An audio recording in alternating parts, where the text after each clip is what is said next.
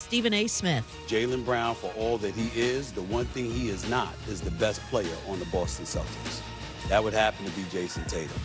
And so if the Celtics were willing to pay $304 million over the next 5 years to keep Jaylen Brown, just imagine what they're going to be willing to pay to keep Jason Tatum. Bronny James, the 18-year-old son of Lakers superstar LeBron James, hospitalized in stable condition a day after going into cardiac arrest during a USC basketball practice.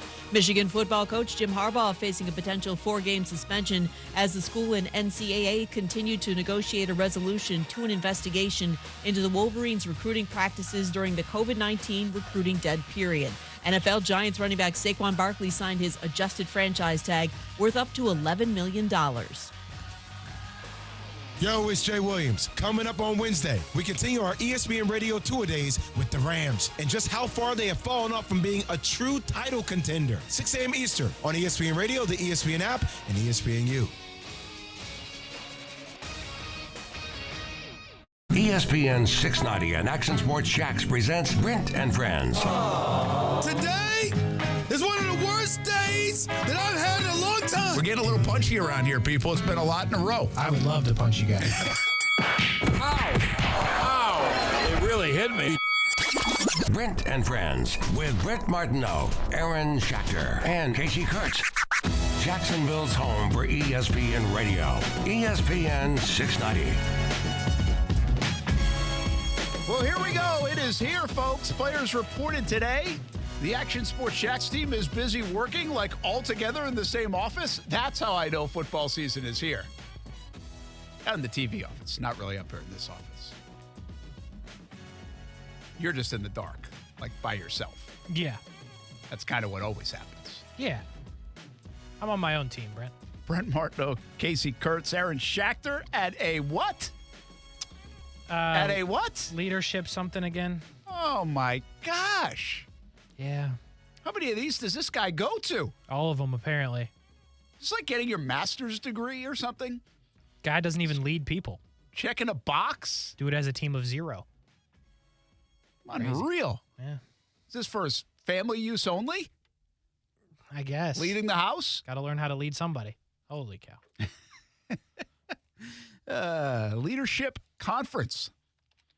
It's like just down the road, though. A lot of time leadership conferences will be, it's like party in Vegas, baby. Or We couldn't afford that. yeah, we're not doing those. We went for right up the road. Just down the road. Might run into him at Taco Bell or wherever it is. Like, You I don't never know. Yeah. Your local Starbucks. We didn't get invited, so they didn't tell us. We'll never know. That's right. We couldn't. We should just showed up. We should have. Found out, showed up with the show, done it live. Hey, here we are. Well, play-by-play of the leadership conference. That'd have been good. Aaron Come getting yelled on. at. You still think they're leadershiping around 3 o'clock on a Tuesday afternoon? No, I How bet. long is this thing? I bet money in the next 5 minutes we get a text from Aaron that he's at his house. I believe that. That would be okay, too, I guess. We are talking football. There's a lot going on, but how about the stunning news today of LeBron James' son, Bronny, cardiac arrest and a session at USC, and he's in stable condition, thankfully, according to his family. My goodness, man, that was stunning. Remember, we saw the Keontae Johnson situation really gave everyone pause a couple years ago, and he has made it back and done well. DeMar Hamlin on the football field. It's scary stuff, man. I mean, these guys are young guys. Bronny James is 18 years old. Yeah, it's crazy, man. Thankfully, he's okay, or at least stable condition. But I guess it's just one of those things where I might as well learn how to do CPR because it feels like we're needing it more and more all the time now. And we saw it with DeMar Hamlin. The Keontae Johnson thing was a little bit different, but I guess you never really know what's going to happen at any given time on any given day, man. It's wild. Yeah, and you don't, right? But you just don't think of an 18-year-old in cardiac arrest on a basketball court. And I'm not saying it. Listen, throughout time it's happened, and we did just see it recently with Johnson, and this obviously one of the biggest names in sports with LeBron James or anyone in his family. But Bronny James goes to USC and expects to be a big part of that, and then potentially an NBA guy, and now we'll see what happens. Obviously, more concerned about his condition and health and going forward than any of that kind of stuff.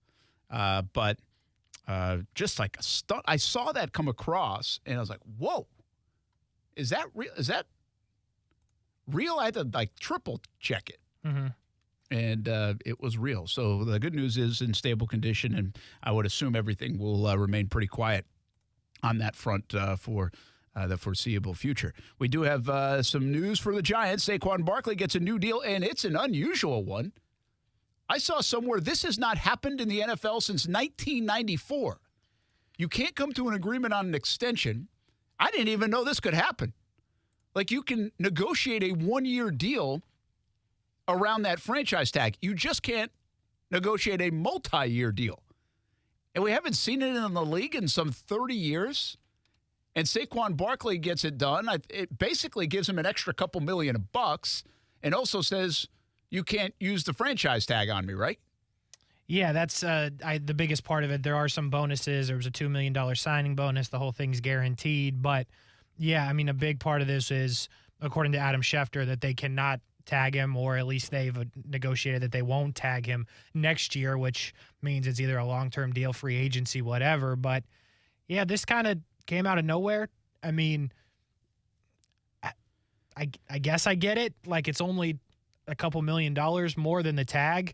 I guess the big part of it is not being able to be tagged next year, so he can be freed if he wants to be. But good for Saquon, and I guess the Giants got scared. One day into camp, they're like, never mind, this team ain't that good. We gotta get Saquon back in here. Well, yeah, I think they were getting the heat. Remember, we said it yesterday. They were getting the heat for not getting the deal done, and that doesn't always happen.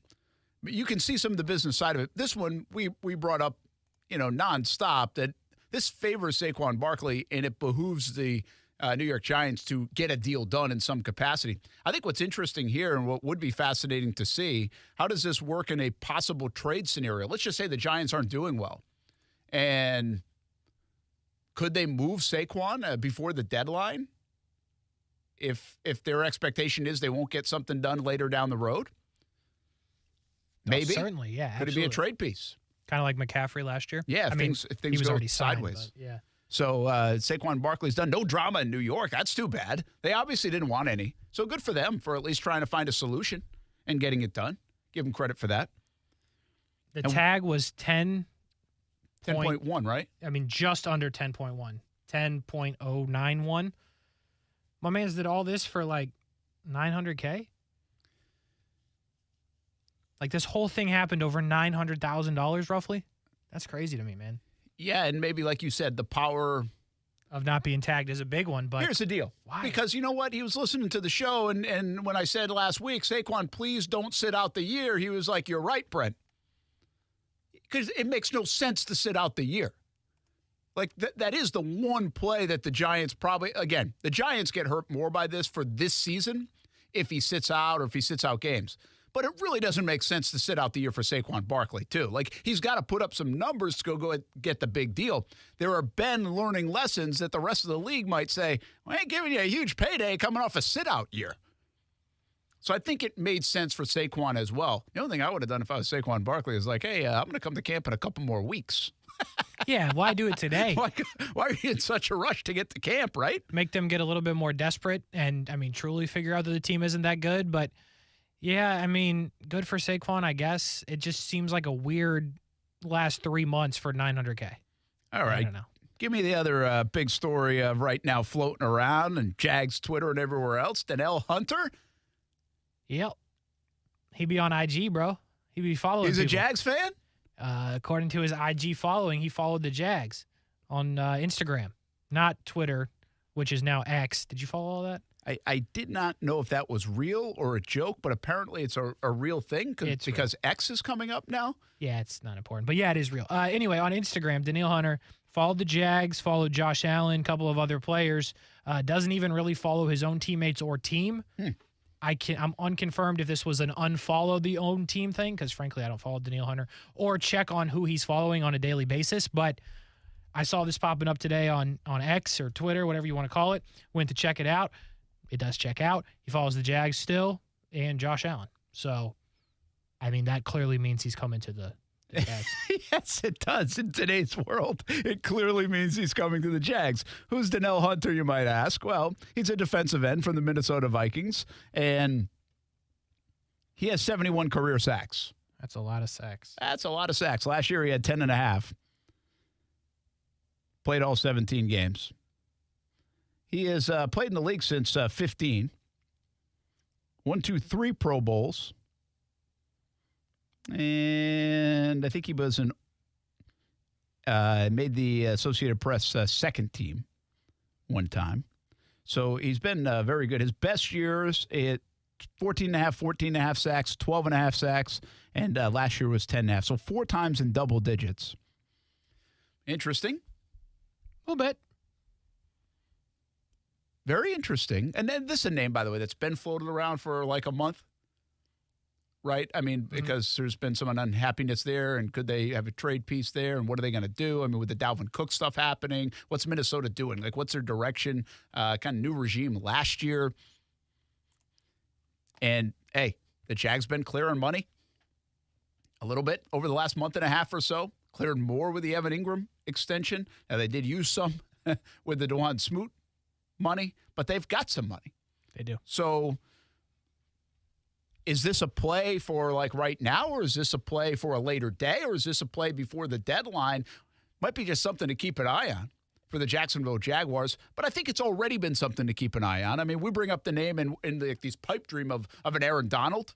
Like if the Rams stink, which we expect them to stink, like would he be on the move at some time before the trade deadline? This could be actually a better fit from a defensive end standpoint. The Jags are heavily invested and have a lot of bodies on the interior.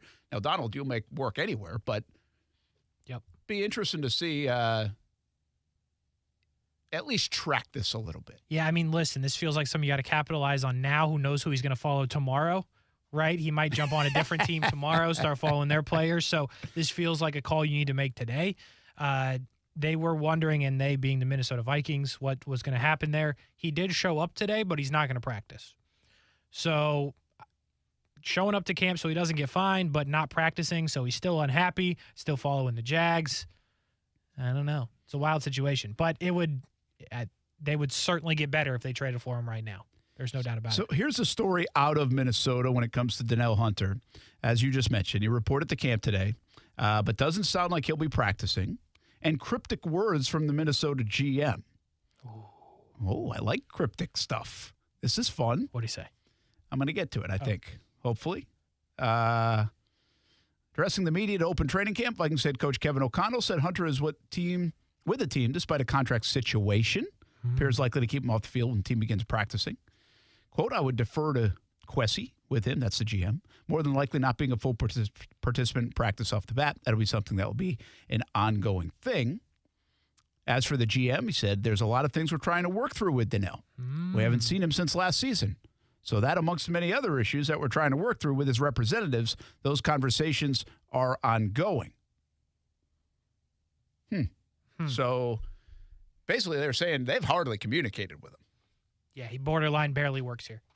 Yeah. He's like me in this building. That I don't talk to nobody. That doesn't sound crazy cryptic to me. Well, no, there's beef. He's mad. The GM's mad. We ain't seen him. We ain't seen bruh since, they played in the playoffs. We ain't seen him since we lost to the Giants in January. Yeah. So we're not thrilled about that. That's good for the Jags, not for them. But that's good for the Jags. I love how listen, the Jags are going to want him. All right? It's good for us. Yeah, I don't know. But again, I think if you go back, I want to say this might have been even draft time because this has been a storyline. Multiple times. Yeah, multiple times. This is come and gone, up and down type thing. Yeah, and that's important to note. This isn't like this new thing that's bubbled over.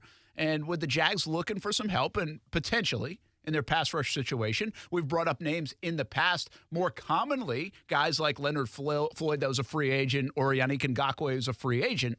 But this name was on the table at times and floated around as a possible trade candidate where the Jags could come in. Here's what's fascinating to me is we have seen players this offseason especially, I feel like, that look to be unhappy, Kasey, that end up showing up or end up figuring it out. Like we've seen this turnabout. Saquon's the latest one. Everybody but Josh Jacobs. Yeah, true. Devin White, right? Wasn't he a guy that kind of wanted out? Did he show up? He showed up. Oh. Or I think the last thing I read was he was planning on showing up. Lamar. Well, Lamar ended up figuring it out. That's a good call. There was somebody else I thought that went to camp. Well, we just did it the other day, Byard. Yes. Right? He figured it out. restructured. Mm-hmm. So a lot of times you'll see these guys hold firm. Stephon Diggs came back. And you think like they're done. Like all of a sudden we presume now that when a guy is unhappy that he's going to leave. Like he'll force his way out. We've seen it so many times. We think that he's going to force his way out. What's been fascinating about this offseason in the NFL is very few have done that. I mean, Saquon looked like he'd be the latest one to do it. Boom. Surprises everybody, and they do something that hadn't been done in 30 years and rework a one-year deal to get it done. We just mentioned all the others, and again, I mean, Lamar Jackson almost had to get done. I think that's still in a little bit of a different situation, it feels like. But other players like who have beefs aren't really forcing their way out. They're kind of sticking with their teams at the moment. You're saying there's been a lot of squashed beef. Yeah, it really has, which is unusual. Again, today's sports world, it seems like once the player wants out, they go. And we know that in Jacksonville. Jalen Ramsey, Yannick Ngakoue, like it's happened here. So in our minds, it's like, all right, that guy wants out, that guy wants out. There's still a lot that has to transpire, and maybe they make amends here. Or maybe they want to go in a different direction because Minnesota's in a funky spot. They got Kirk Cousins for one more year. The Dalvin Cook thing's not happening. Justin Jefferson's going to get this monster deal, right? Mm-hmm. So they're in an interesting situation. And beauty in the eye of the beholder, the GM and coach are new in Minnesota. Not brand new. They were there last year. But they can kind of reset this thing the way they want. And a guy that's been in the league since 2015 isn't always the way you want, especially if you want to pay, if he wants to get paid. So interesting to watch. Keep an eye on it. I think that would excite people around here. Boy, wouldn't it?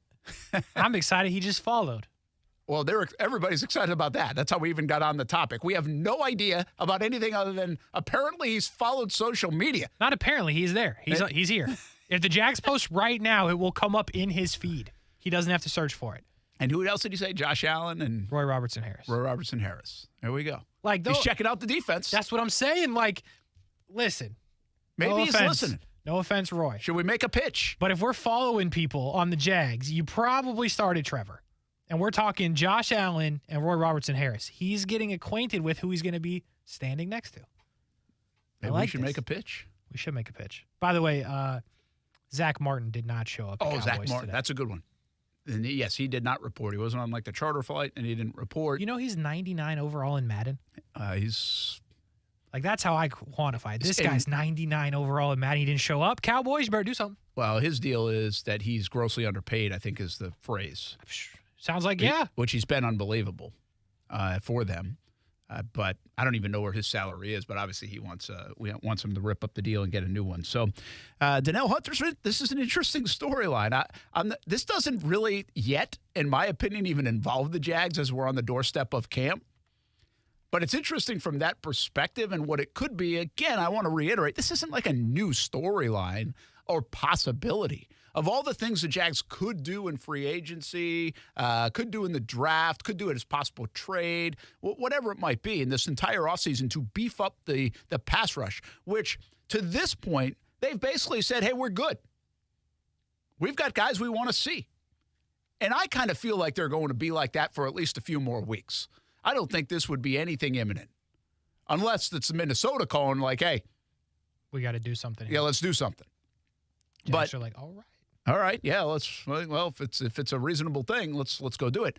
I do think the Jags want to see Abdullah. I think they want to see, I know you're not going to love this, folks, but I think they want to see Chason in the role and as he developed a little bit more. I think they want to see what they have. Like, they have not been as urgent as the fan base to beef up this pass rush. And as you look at it right now, they are obviously relying on growth. Growth from Trayvon Walker, growth from the young linebackers to assist there as well. Even more growth from Josh Allen in terms of productivity, as we talked about a bunch yesterday.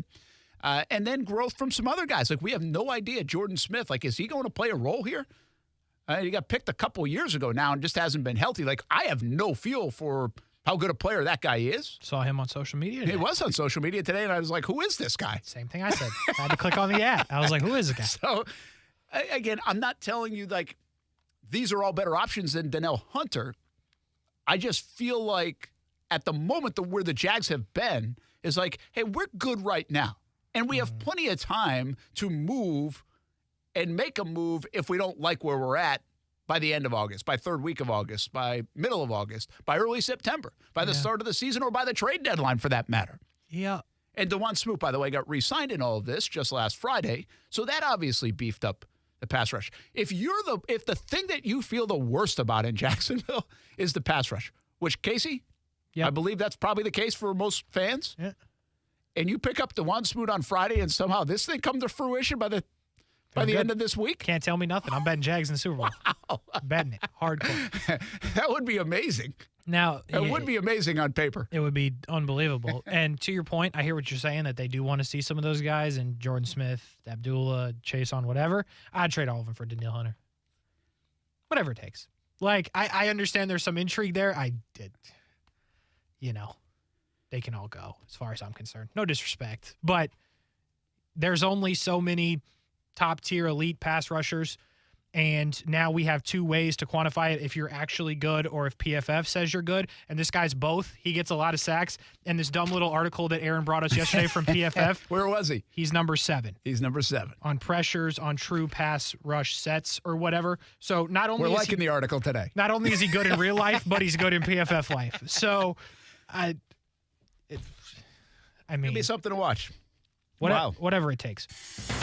Hey, also back on the Cowboys' point of view, we just talked about Zach Martin, who's mad he's grossly underpaid. Who, by the way, side note, Zach Martin married to Morgan Eifert, the sister of former Jags tight end Tyler Eifert. How about Who that? knew? Saw that on Google. This has nothing to do with anything, though. That's good research by you. How about it? I wanted to just go with it because it said Morgan Eifert. I was like, what are the odds? But then I had to do some research. Anyway, somebody on Dallas getting paid, not Zach Martin.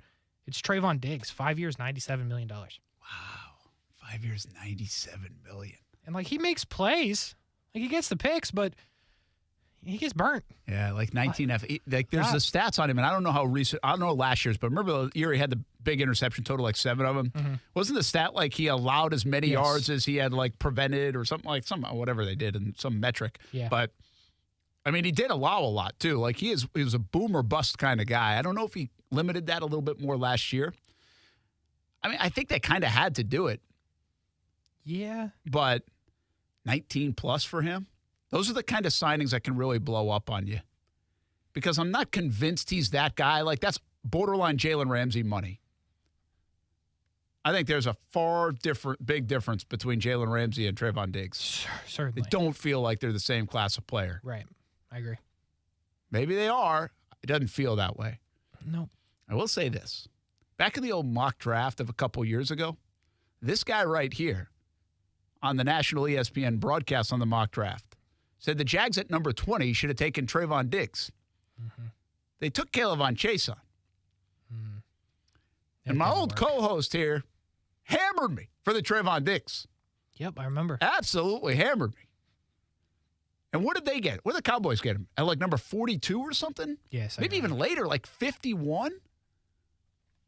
I wasn't wrong, Kasey Kuhrts. Trayvon Diggs was the pick. You weren't. You weren't. Well, wrong. Justin Jefferson was the pick. Yeah, they could have literally picked anybody else. I know. To be honest with you. But except for the one guy that did the tackle, Isaiah Wynn. Good thing they didn't pick him. That's true. Because that would have been worse. But, yeah, that might have been better. By the way, pick 51. 51 for Diggs. He seriously was in the conversation. You don't think I just, threw Trayvon Diggs' name out at number 20 if he wasn't in the conversation. That was a weird draft where those, it was Christian Fulton and others. Mm-hmm. That could have gone anywhere between 18 and 50 was low. It was more 18 and 40. Yeah. That a bunch of these guys could have gone. Because was that the year? Who did Minnesota take? What was the guy in the back end of that first round? It didn't pan out either. I don't think it's panned out. Right? Was that Gladney? That was the one that he's passed, right? Yeah.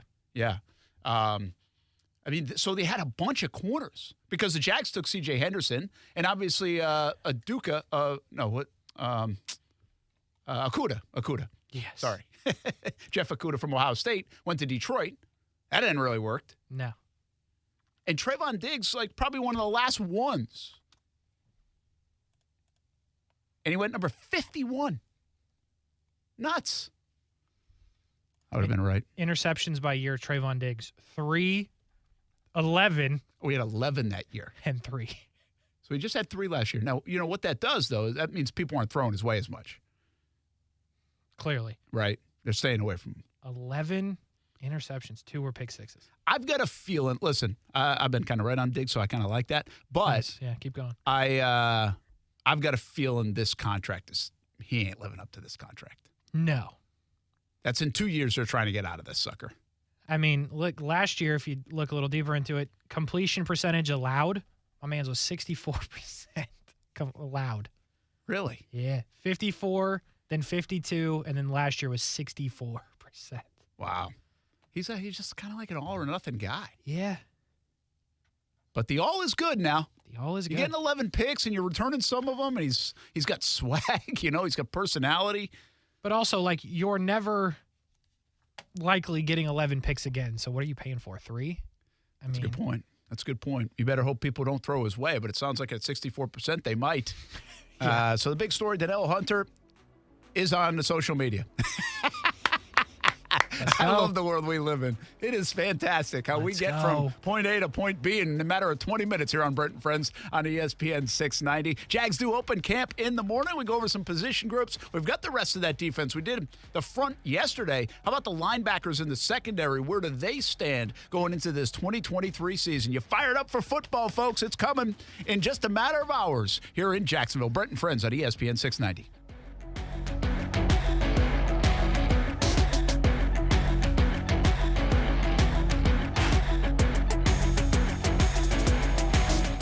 Now, the First Alert forecast on ESPN 690. Partly sunny and hot today, just an isolated afternoon thunderstorm. Highs 90 to 95. Mostly clear tonight, dropping to near 75. And partly sunny for tomorrow. Again, just an isolated afternoon thunderstorm and mainly inland with highs in the mid-90s. Thursday, partly sunny, a few afternoon and evening thunderstorms with highs in the mid-90s. From the First Alert Weather Center, I'm Action News Jax Chief Meteorologist Mike Burrish.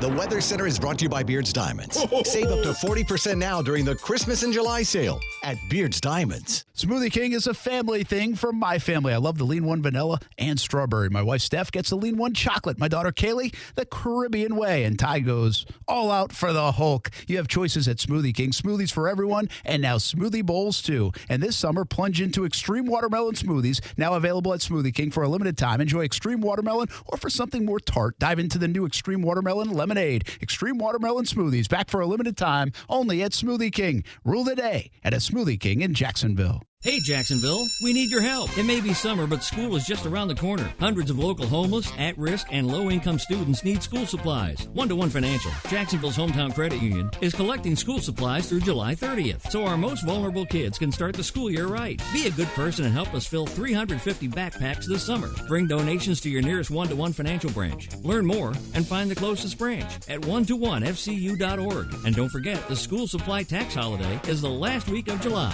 Thanks, Jacksonville. When students struggle because they are hungry or fall behind because they lack school supplies, a caring adult can make all the difference. Especially someone from the community. Someone who knows the students and the obstacles they might be facing. At Communities in Schools, our site coordinators surround students with a community of support to ensure that they have everything they need to engage in learning. We go all in for kids, all day, every day. To learn more, visit communitiesinschools.org. We're dealing at Best Bet St. Augustine, the only card room and sports bar in St. Augustine, Florida. With nonstop action, poker games of all limits, exciting tournaments and table games, and a sports bar showing all the action, Best Bet St. Augustine has you covered. Don't miss our delicious dining options, serving breakfast, lunch, and dinner, and our always popular freshly made sushi. Best Bet St. Augustine is located at 800 Marketplace Drive off exit 311, where I-95 and State Road 207 meet. Learn more at bestbetjax.com. On average, an artificial limb for a child starts at $5,000, and the first prosthetic for an adult can cost up to $50,000, making it nearly impossible for disabled children or veterans to afford the limb they need. At Life Giving Limbs, we cover the cost of these prosthetics, giving recipients a chance at receiving a new limb and a new start on life. Please help by donating now. Visit lifegivinglimbs.com or call 469-601-8523. Discover how good your water can be with the new Connecticut softener and drinking water system. Connecticut's twin tank non-electric softeners are the most efficient softeners available, and their drinking water systems remove up to 99% of contaminants. This month, you can get 50% off a Connecticut K5 drinking water system with a purchase of a Connecticut Premier Series softener. If you're not filtering your water, you are the filter. Don't be the filter. The experts at CGC Water Treatment and Plumbing will test your water for free and provide solutions that are right for you and your family. Imagine having clean, clear, purified water at your home. No more plastic bottles, no more waste, just great tasting, purified water that you can trust. Call 904-552-1242 or visit cgcwater.com. 904-552-1242 or cgcwater.com. Financing options available with approved credit. CGC Water Treatment and Plumbing are proud partners of the Jacksonville Jaguars, and I'm a proud customer of CGC Water Treatment and Plumbing, an authorized independent Connecticut dealer. Florida license number CFC 1428211. And we're live here outside the Perez family home, just waiting for the... And there they go, almost on time this morning. Mom is coming out the front door strong with a double-arm kid carry. Looks like Dad has the bags. Daughter is bringing up the rear. Oh, but the diaper bag wasn't closed. Diapers and toys are everywhere.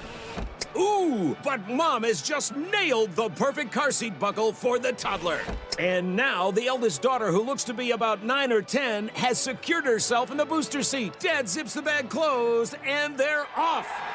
But looks like Mom doesn't realize her coffee cup is still on the roof of the car. And there it goes.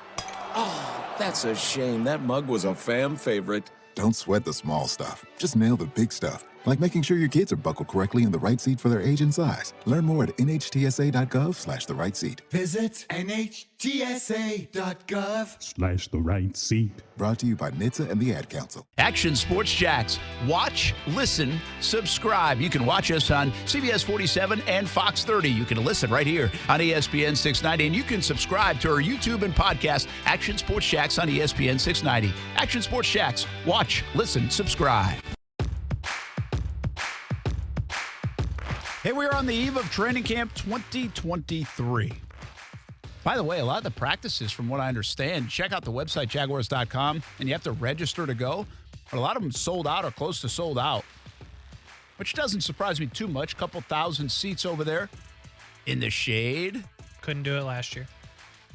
And the boys are good now. Oh, yeah, you couldn't do it last year because of they were at Episcopal. Yep. Good point. I was like, why couldn't they do it last year? Yeah, that's right. And, all that buzz and excitement, right? Yeah. I mean, why not? And it's in the earlier morning. Plus, again, I'll say the shade and That's the actually fans. a drawback for me, but go on. Yeah, well, it's a drawback for me, too, but I think it's at least cooler for the fans. And you can almost, go early for a little bit and then go into work late. Nice. I'm all in favor right? of that. I mean, Yeah, I would think a lot of people could do that, the 9-to-5ers, if you will.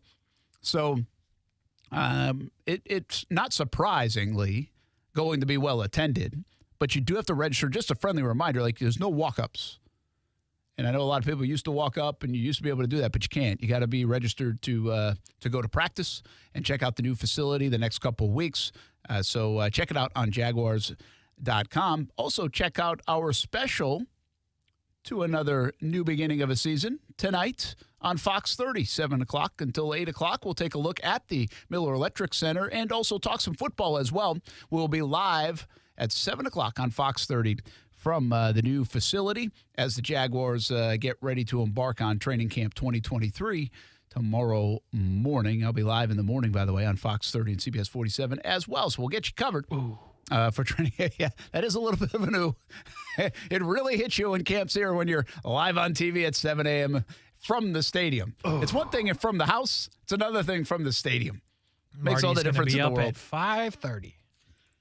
Yeah, so it's here, baby. It is absolutely here. We've been breaking down the position groups of the Jacksonville Jaguars. Do a couple today to get you set as we're gone through all the offense, and yesterday was the front on defense. We're probably not going to break down the punters and kickers too much, but hey, guess what? They're pretty good in that area, we think. Good punter. Good punter. I think one of the best in the league. Oh, yeah. And McManus has been a very good kicker in the league. And they think stronger leg-wise, we got a lot better. Okay, there's our kicker-punter coverage. We did it. On the position group. I love this group that we're going to talk about. And I don't necessarily know how good they are across the league, But I do like him. And I like the investment that Jags have put in the position. And I like the fact that their defensive coordinator knows the position and kind of knows what he wants, I think, in that position. And we're talking about linebackers. And Brent Martineau, Kasey, Kuhrts, the linebackers of the Jags, this isn't a group that you are about as invested as you can be in a position group. If you do it, again, you're only usually going to invest in 3 to 5 players at that spot. Foye Oluokun's making about $15 million a year. Is a big deal that he signed last year as a free agent. You trade up to the first round and get Devin Lloyd. In the third round, you get Chad Muma. This year, in the fourth round, you get Ventrell Miller. You already drafted Shaq Quarterman years ago. I mean, invest in this position. And I don't know right now how the Jags feel about it, Kasey. I know they love Oluokun, and they should. The guy plays fast. He's just got an endless motor, and he leads the league in tackles the last couple of years. A lot to like. I think they're still unknown about the other 2 guys that are primarily going to play, Devin Lloyd and Chad Muma. And I almost wonder, is there a relative unknown about what role each is going to play and how much they're going to play? Yeah, I mean, I think there's still a fair bit of unknown. I think we got it cleared up a little bit when Mike Caldwell was like, yeah, Devin's a linebacker, and he's going to rush on the blitz, not from the outside, which I'm still hoping was cap a little bit, but we'll find out on that. Yeah, but which could have been. Hopefully. Because I talked to Devin like around draft time, and it seemed like he was going to rush more. Now, I didn't necessarily like lay it all out there, and I could see where he's thinking. If you're blitzing, you feel like you're rushing. True. Right? So there could be just a little bit of nuance there in the way it's being presented, but go ahead. Yeah, so we'll see what they do there, but I think most everybody, or if not everybody's in agreement that he's one heck of an athlete. So if he can just get his head straight with what he needs to do and they can put him in a role that he can excel in, I think he's still certainly a good player. They just have to figure out the best way they want to use him. I'm excited about Ventrell Miller. I know not everybody is because he's a Gator, but I think he's talented. I think he can play a role if that comes to it. But I think it's really going to come down to Chad Muma and what they expect from him, what they saw from him at the end of the season, and who they feel most comfortable putting next to Oluokun. Yeah, and that's the part that's interesting because I think Muma did some nice things. I think things got settled down when they were kind of splitting those reps with the 2 guys, and obviously Oluokun doing his thing. Somewhere along the way, when you got Lloyd out of there and he didn't trust himself, that allowed Oluokun to play a little bit faster and trust everything. I've got to believe we're beyond that. I think, again, talking to Lloyd a couple times this offseason, he's in a good place. I think he's going to play much better. I think the old head was in a beehive of Quincy Williams from years ago kind of fit for Devin Lloyd at times last year. He really just was kind of too much was going on at one time, and it was evident. But he also made big splash plays. He's also got a ton of ability and versatility. And Muma, I think, is a steady player, smart player that can be utilized and get the job done. And I just don't know how that plays out. Like, I don't know which one they want on the field. I think when most people would say, well, you traded up to the first round to get Lloyd, want him on the field. He's got more upside. To be honest with you, the 2 guys weren't picked that far apart. It really weren't. And we've seen it across the NFL for decades that sometimes third-round picks are better than late first-round picks. Like, it happens. Mm-hmm. I know what Oluokun's doing. How the rest of that linebacking unit unfolds is going to be interesting. The good news is the Jags have depth, and they have options. Yeah. Like, that's a nice part of it. I think that's the biggest part of it because I guess you could come up with questions about all of these guys and then even Ventrell Miller with his health, but they got options now. And don't get me wrong, Oluokun needs to be out there every game, but even if he was not, you do have the depth there where you're not like, holy cow, what are they going to do? Because there are some of those positions like corner. If one of those guys goes down, it's what are we going to do? Holy crap. But at linebacker, it's like, yeah, that's going to hurt, but at least we have the bodies and we have the people we think that can kind of fill this hole for a limited amount of time, which is a nice thing to have, especially at that position, and you can move those guys around if you want to. If they get through the season and Mike Caldwell decides, hey, you know what? Devin Lloyd, we're going to move him around a little bit. We've got Muma, we've got Miller that we can use in that role and let Devin Lloyd kind of do his thing. So last year, if I'm seeing this correctly, snap count-wise, Lloyd was at like 79%, almost 80%. Muma was at 25%, so it obviously crossed over a little bit. when they were on the field all together, and Oluwakin was on the field like 99% of the time, like literally. Sounds about right. Of the time. So, I don't know where that goes. And again, now Lloyd was getting all the reps early on and getting the chance to play and everything else, and then Muma was more of a whenever that happened, the last third of the year, let's say, or maybe the last half of the year, but I think it was like more last third of the year. So what they have in store for those guys is going to be fascinating to watch. I'm intrigued by the linebacking position because I'd buy it. Like, I'm buying stock in that position for the Jags. While a lot of people are a little concerned about the pass rush and wonder where you're going to get it, I understand it. I don't know exactly who to buy on the front or in the pass rush other than a Josh Allen. I mean, even Trayvon Walker's a little tricky there from a sack standpoint. I'll tell you this, I'm not afraid to buy any of these guys on the linebacker spot. Now, the depth is one thing. I'm talking about these top three guys that everybody talks about. I think they can all play. And I know Foye Oluwakin can play. I really like Lloyd. I'm not going to back off that. Like, I think I loved the pick last year. And then we learned a little bit more about Chad Muma. So if we can, we have said this, everybody said this, and this is not like top secret information. If Trayvon Walker and Devin Lloyd can take an actual step, like a step in consistency, a step in production for Trayvon, because look at Lloyd actually had some production. He had interceptions and he had fumble recoveries. Until he didn't. What he's got to do is lose the bad stuff. Yes. So if Lloyd can do what he did but lose the bad stuff, and Trayvon can be more productive, I mean, it's one of the big curiosities of this defense. If those two things happen, those two guys play well, I got to believe people will be excited about this defense. Absolutely. I mean, it's a game changer for this defense if those two guys play well. It is, and I think when you talk about Devin Lloyd, like, we saw in somewhat short amount of time all of those splash plays. If you pull one of those back and the consistency stays at a high level, boy, you take that. Instead of the fumble recovery touchdown or one of the interceptions, and you just get consistent play where you don't have to mix Chad Muma in and you can just lead Devin Lloyd out there to do his thing, figure out how to cover the crossing routes, whatever, I'd take that because you're still going to get those splash impact plays. Maybe it's not as many of them as we saw early, but if he's on the field the whole time, they will come as he continues to learn. Yeah, I think it's going to be a fascinating watch, and a lot of that is what's going on around them. I think everything's settled down a little bit for a lot of these young players. Keep in mind, I mean, you can't dismiss the fact that this was a first-year system, a first-year defensive coordinator with first-year talented players, we think, but first-year players, Trayvon Walker, Devin Lloyd, Chad Muma, and I will also go back to, I still think Andre Sisco, although he really grew up fast, is a guy that was very raw. Like, he just didn't play a lot his rookie year.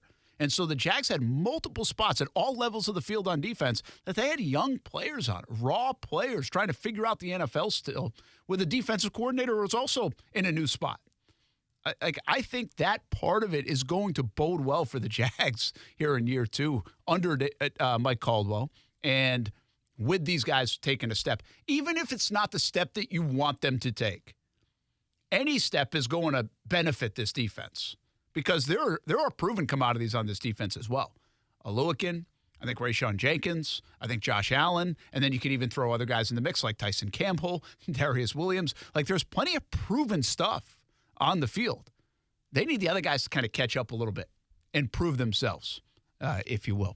That's the linebacker position group. A little bit later on, we'll take a look at that secondary a little bit closer. How good is it? How much of a concern is it, especially in that slot corner position? That's still to come. Brent Friends on ESPN 690 on the eve of training camp 2023. It starts tomorrow morning. Doug Peterson will talk at 8 a.m.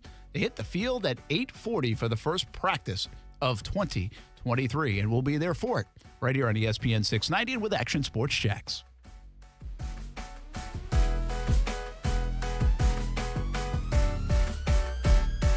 Brent and Friends is sponsored by Best Bet, now open in St. Augustine. Drowning in IRS debt? If you can't afford to pay your IRS debt due to economic hardship, you can now be free of IRS collection efforts by taking advantage of a special IRS tax hardship program. This program allows Americans who owe the IRS to resolve their delinquent tax debt once and for all. In some cases, maybe even reducing what you owe significantly. An open phone line has been established by Community Tax for consumers to call and see if they qualify. Simply dial 800-375-2830. If you owe back taxes to the IRS and cannot afford to pay them back or have years of unfiled tax returns, help is standing by. Just call the Community Tax Helpline today at 800-375-2830 for the help that you need. Don't take on the IRS alone. They can attack your wages, savings, pension, home, and even your Social Security check. That's 800-375-2830 to see if you qualify. That's 800-375-2830. As the seasons change, one thing remains the same. Jacksonville and all of Northeast Florida are fueled by Celsius Essential Energy Drinks. If you spot ESPN 690 anywhere in the community, come hang with us and grab an ice-cold Celsius. Hi, this is Stan Nagel for Energy Seal Foam Insulation. Do you have a metal building that you're burning up in? Call us today and let us fix it. Call Energy Seal to have spray foam insulation applied to your metal building. 888-306-3626. EnergySealToday.com. 888-306-3626. Smoothie King is a family thing for my family. I love the Lean One vanilla and strawberry. My wife Steph gets the Lean One chocolate. My daughter Kaylee, the Caribbean way. And Ty goes all out for the Hulk. You have choices at Smoothie King. Smoothies for everyone, and now smoothie bowls too. And this summer, plunge into extreme watermelon smoothies, now available at Smoothie King for a limited time. Enjoy extreme watermelon, or for something more tart, dive into the new extreme watermelon lemonade. Extreme watermelon smoothies, back for a limited time, only at Smoothie King. Rule the day at a Smoothie King in Jacksonville. I don't want to go to bed at night dreading waking up in the morning knowing that I'm going to feel like a rusty lawn chair getting out of bed and getting opened up and not being able to really move for a couple hours really throughout the day. For former college and pro football player Bobby Carpenter and those dealing with daily aches and pains, QC Kinetics regenerative pain treatments are a game changer, providing long-lasting relief. Go into a specific joint, a specific region, and then help promote that healing process using your own body's mechanisms to heal. I mean, that's been something that's pretty powerful, and there's no surgery, there's no downtime. QC Kinetics natural treatments help the body heal and restore itself. No more rusty lawn chair. It's no surprise to see people being willing to try this first, especially when it has such great results. Pain relief the natural way. QC Kinetics. Call today for your complimentary consultation. Find out if you're a good candidate for treatment. Call QC Kinetics, 904-274-5522. That's 904-274-5522. 904-274-5522. Rich Jones here. If you're an investor who's interested in doing well while doing good, getting solid returns on your investments while making a positive impact, consider investment funds with DLP Capital. Here's Don Winter, CEO of DLP Real Estate Capital, to tell you more. With the current housing shortage in the U.S., investing in real estate, especially workforce housing, is one of the safest and most reliable places to invest. We invest in affordable housing for hardworking people and generate amazing returns for each of our investors. To get your investor's guide and find out more, dial ** invest from your cell phone or visit highyieldreturns.net.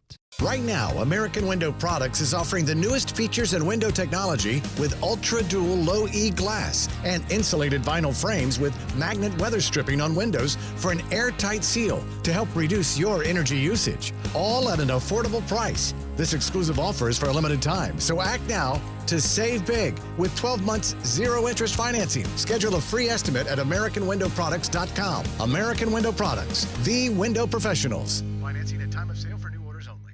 Get in zone, AutoZone. AutoZone is more than a parts store. It's where we help you solve problems like, sorry I'm late, my battery died. And I need a jump again. At America's #1 battery destination, you can find the right battery at the right price with options starting at only $89.99. And we offer free battery testing and charging whenever you need it. Get the parts and help you need to get the job done right at AutoZone. Get in zone, AutoZone. Restrictions apply. Stay with ESPN 690 for your chance to see and hear our special events in the Farah and Farah Performance Studio throughout 2023.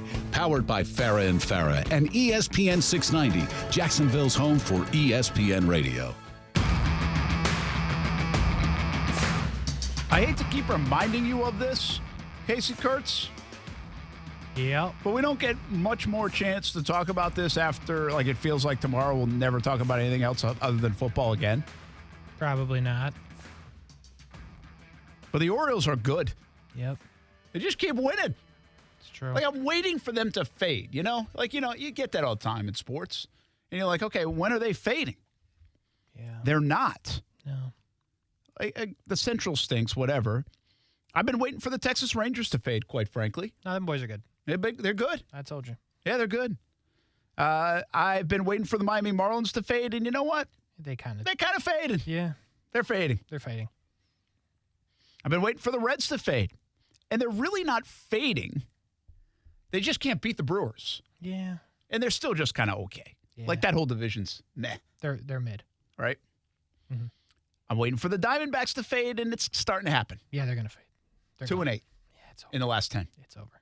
And same with the Giants, by the way, haven't been very good. I think they've lost a lot in a row. Yeah, it's over.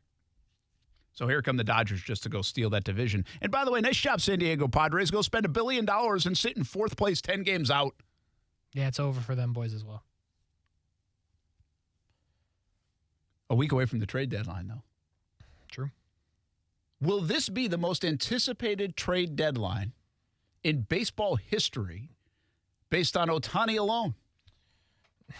Not if nobody's going to start getting traded, bro. They got to start calling people. Like, something's got to happen here. I'm surprised that, like, nothing major has happened yet because, already? Yeah, you got to get ahead of it. There's, like, I don't know. I mean, if you count the 2 Central divisions, which they still play, like, there's, out of 30 teams, there's, like, 15 teams that are in it.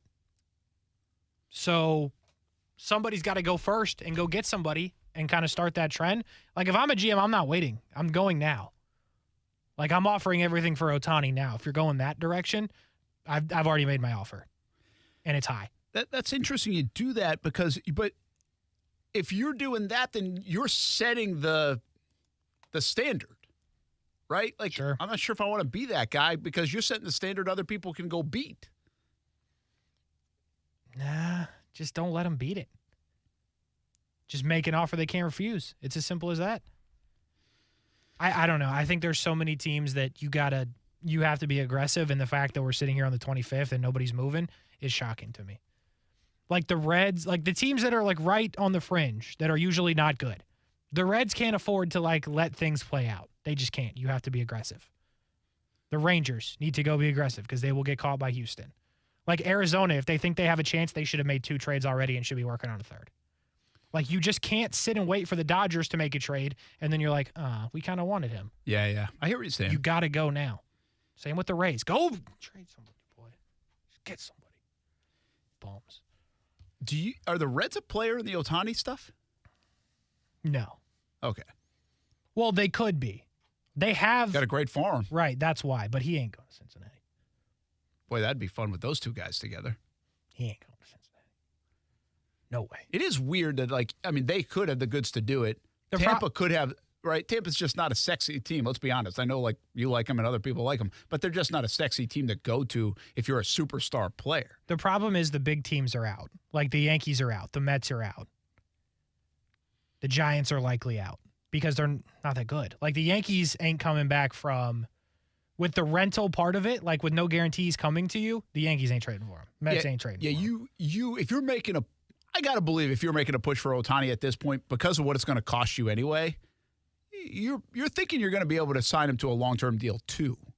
Like, you want to have a decent chance at that. Or you're just going to win this year. Or you're going to win. Like, the Rays could justify it if he would go there, like, hey, we can win with him. It would actually be kind of cool. The Rays, like, don't spend on anything, right? They never go get, like, the big player. And this guy, what's he cost? Like $11 million for the remainder or something like that? It's not bad. It's nothing. Mm-hmm. And so just for the pub, for the push to potentially be in the mix, like, that actually is a good play for the Rays, even though you know you're not going to, like, get him at the end of the day. Like, Boston, there's no sense in them. Like, Boston's they're not winning anything, but they could have him for the long term.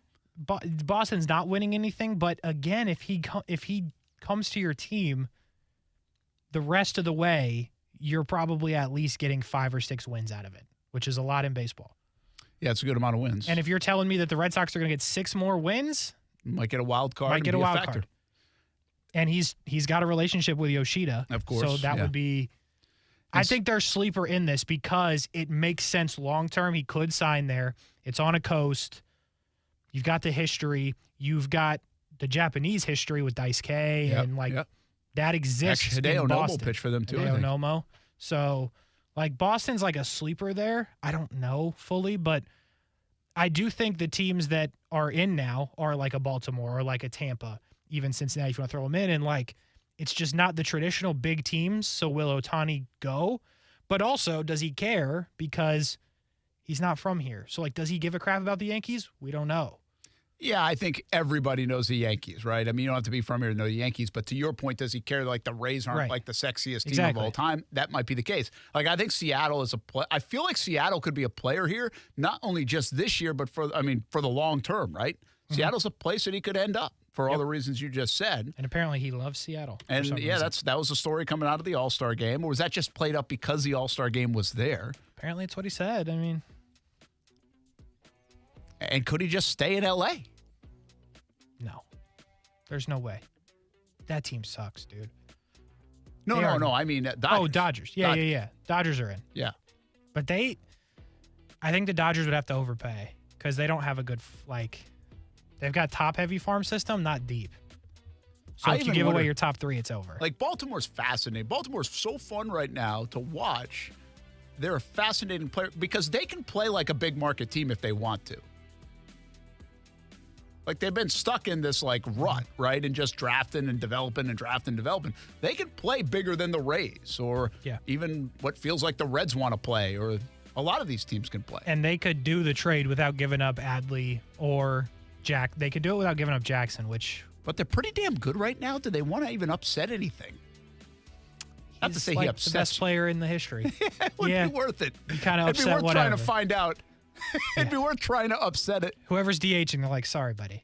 You're out. I think it's going to be a fascinating watch, and I know it's going to get dwarfed in football season, right? But, it's really could, because of him alone, it's one of the biggest trade deadlines in Major League Baseball history. No doubt. Simply put.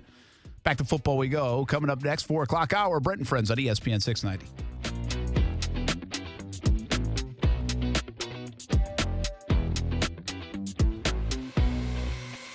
We're dealing at Best Bet St. Augustine, the only card room and sports bar in St. Augustine, Florida. With nonstop action, poker games of all limits, exciting tournaments and table games, and a sports bar showing all the action, Best Bet St. Augustine has you covered. Don't miss our delicious dining options, serving breakfast, lunch, and dinner, and our always popular freshly made sushi. Best Bet St. Augustine is located at 800 Marketplace Drive off exit 311, where I-95 and State Road 207 meet. Learn more at bestbetjax.com.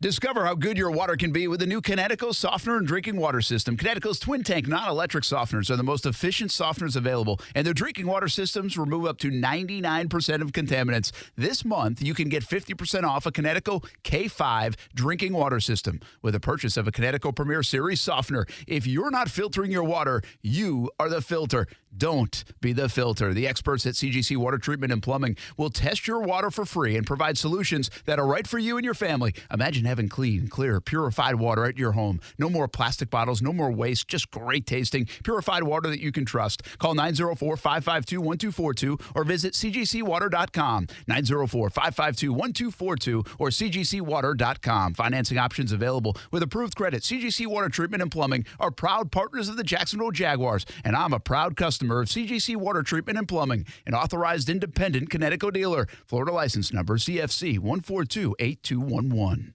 As founder of Talon Wealth, what is Mike Lester keeping an eye on? Once we do see a big pullback, then we want to be prepared to pivot over to more traditional portfolios that go up when markets go up. So we think we're going to see a pullback in the economy and then also in markets, but then we're going to get an opportunity to move back into more traditional investments. And to us at Talon Wealth, that's what active management is about. Worrying about these ups and downs in markets so clients don't have to, and it's also doing our best to navigate it. Visit guardingyournestegg.com to better understand your options.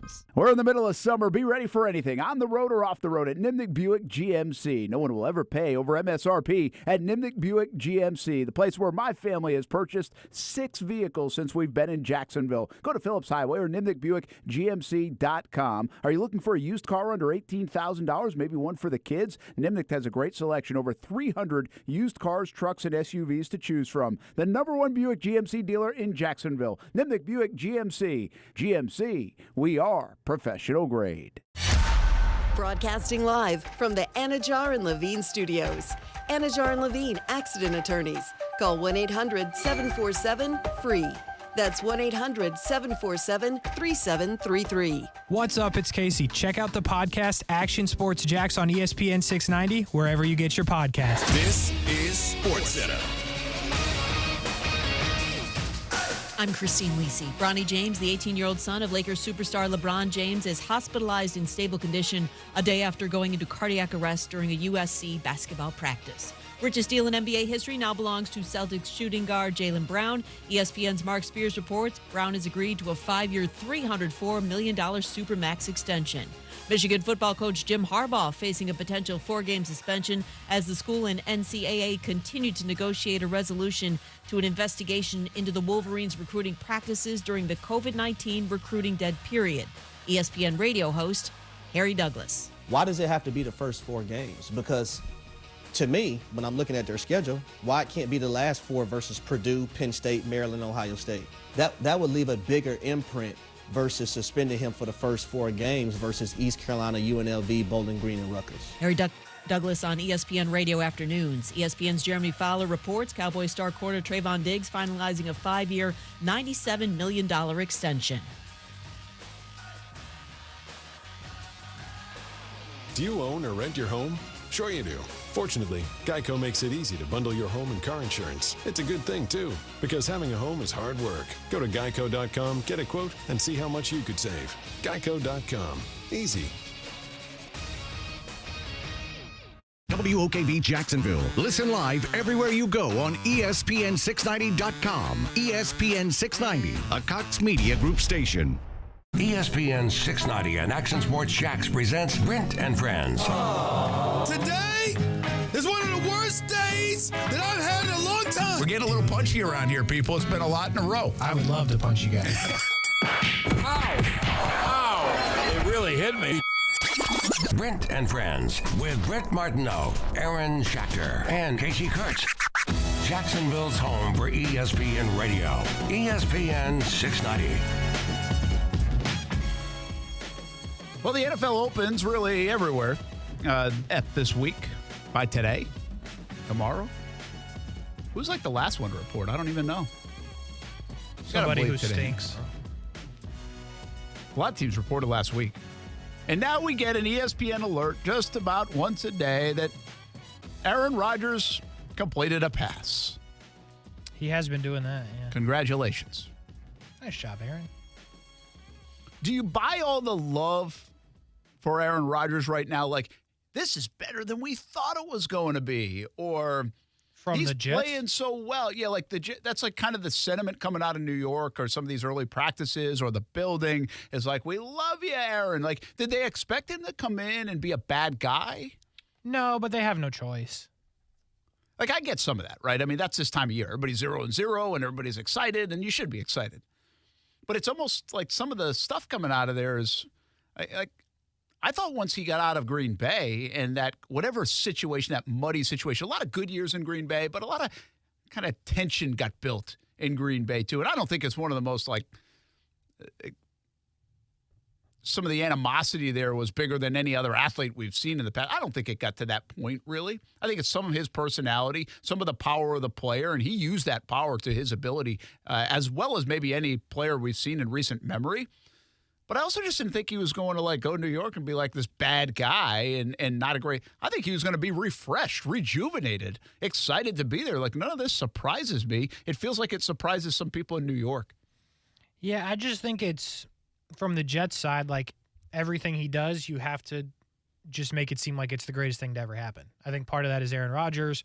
Part of that is how bad Zach Wilson was. Part of that is we have to make sure this looks good on our end for all the nonsense that went into us getting Aaron Rodgers. And yeah, I think there is part of it that at least Jets fans question, like, is he a good dude? So I think it's just you got to pump the positivity while you can. Like, there's nothing really negative going on right now, like with the Jets or with Aaron Rodgers. And until something is, you might as well just keep throwing him out there, throwing completions left and right, whatever it takes. I think you guys, you and Aaron, when we've talked about this, you're a little bit, well, Aaron from a different standpoint, but you're a little cautious because of his age. Sure. And at what point of his career he's in. I've been a little more bullish on Aaron Rodgers. Like, I think the guy can still flat out play. I think 38, 39 years old, like right now at that position, the way he plays, the way he's been protected in his career, his ability to slow down the game but also speed it up with his arm strength still. And I always bring up, like, if you still have arm strength, it's the most underrated thing that Tom Brady had deep into his career. And even as he retired, the dude could still throw a fastball. The problem with Peyton Manning, the problem with Matt Ryan, other than they can't move, is they don't throw fastballs. They count on timing. And that goes. And when you start losing that a little bit, that crispness, that becomes very difficult. These guys can still stuff it in there. Brady still can now if he wanted to come back and play. And Aaron Rodgers still has the arm, Kasey. Like, that's my belief. And to be honest with you, all the guys I just mentioned, Aaron Rodgers still moves better than any of them. Like, I think he's going to make them really, like, as good as a quarterback can make a team in their situation, I think Aaron Rodgers is going to do that for them.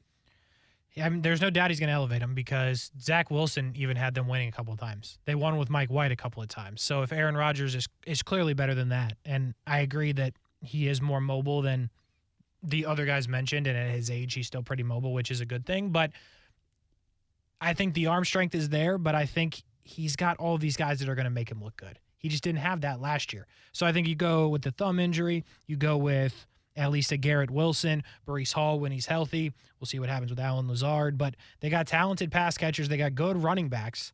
And even if he has lost a little bit, they're going to make him look better than he has been since Devontae Adams left him. And they have a defense that can be stout. Yeah, if they're as good as they were last year on defense, Aaron doesn't have to do much, to be real with you. And I do think now, I'm not this guy that believes automatically Sauce Gardner is going to do what he did last year. Garrett Wilson's going to do what he did last year. Breece Hall obviously has to stay healthy. They do have a nice collection of rookies, but they have to prove it again. Like, those guys have to prove it again. That's one thing. Like, we don't really have that in Jacksonville. It's not like a rookie didn't come in and, like, wow the league in Jacksonville. ETN the closest to it, but he was still a second-year guy. Trevor started to, like, get better and better and better. That's kind of how it's supposed to look. Yeah, but, and Grant, they didn't have a rookie. I agree with you, but I think there's a lot of people saying, like, okay, we saw what Christian Kirk did. He has to do it again before we give him national respect. Yeah. Calvin Ridley's got to do it for the first time in a while. Trevor really only did it for a half season. So although they're not rookies, I do think there's some of that with the Jags. Yeah, I guess from my vantage point, though, even Kirk, there's been this gradual build to this. Like, he has been building up to, okay, you're going to gradually get better. Your role's going to increase. You're going to be more of the guy, all that stuff. And then he delivered for the most part on all of that. I just think it's a little bit like Trayvon Diggs, right? Year 2, he gets 11 interceptions. Like, he wasn't going to get 15 interceptions the year 3. Right. But to drop back to 3, is that a little alarming, or is that just not throwing at him a little bit? I think it's hard to duplicate what Sauce Gardner did in year 1. He was so good. But I'll go back to, like, Jalen Ramsey was kind of, like, good right off the rip and stayed good right off the rip. Like, it can happen. Yeah, I think with Sauce, though, going to the point of Trayvon Diggs a little bit, if you saw what you did rookie year from Sauce, you think anyone's going to be like, yeah, I'm going to make him do that again, or we're just going to stay away from him? They might just stay away from him, yeah. I think they're a part of that. So bottom line is, I think the Jets are pretty good. I have a good team. They had a disaster at quarterback. They didn't know what to do. And not just Zach Wilson. When they tried the other things, they didn't work either. Remember when they brought in that dude off the stands? Yes, and that actually worked the best for a half. That actually was working. For a minute. But they tried the dude they traded to Miami. They tried Mike White. Was it Flacco? Was he still there for a little bit? Yep. They tried him. Mm-hmm. They tried a bunch of different things, and it just didn't work. They are just alarmingly better at quarterback, with the rest of the football team pretty good, and now a healthier Breece Hall. So, and a year 2 and a more seasoned Robert Saleh. I guess what you're looking at in New York is one of the flop of all flops in Zach Wilson. But, man, did they correct it. And they might have corrected it in just the right way at the right time with what else they've got going on there. It's not easy for an organization to do that. In the short term. They did. But your window is, like, when you have a defense that's good or you have players that are good, like, you feel like your window is right now. Like, the Jets is, even though they're young in spots, their window is right now. If Zach Wilson had taken off and been pretty good, you could say, well, it's really for the next 3 to 5 years and beyond. But it was still like, hey, we want to go win right now. We feel like we're pretty good. See, I think that even almost puts them in a tougher spot because I think if you look at what they did last year and you're like, okay, if we had a good quarterback or even a decent quarterback, we could have done something similar to Jacksonville, where we win 9 times, have a shot in a playoff game if we have quarterback play. And then the window would have opened and you would be talking about how you're talking about him this offseason. But now with Rodgers, whether the window's actually open or not, it's open. And it's only going to be open for about 365 days. Maybe another 365. But you got to do everything you can to win right now, because then when you have to put Zach Wilson in, the window closed again. Yeah. Slam shut, as far as we know. It's like a weird balancing that they have to do. It's a more defined window, basically is what you're saying. And I think they're going to – listen, they play in a tough division.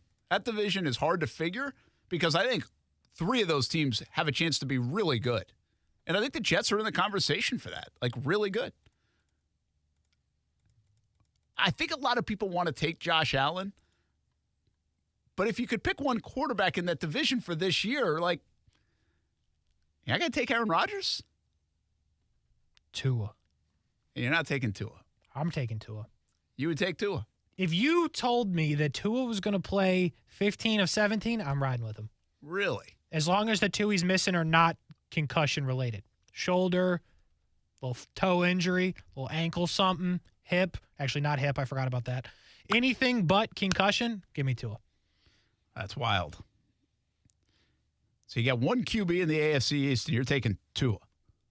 You got to give me 15 games of health. That's fine. I'll assume health. Okay, yeah, I'm taking Tua. I'm built different, Brent. Yeah, that is built I'm different. a visionary.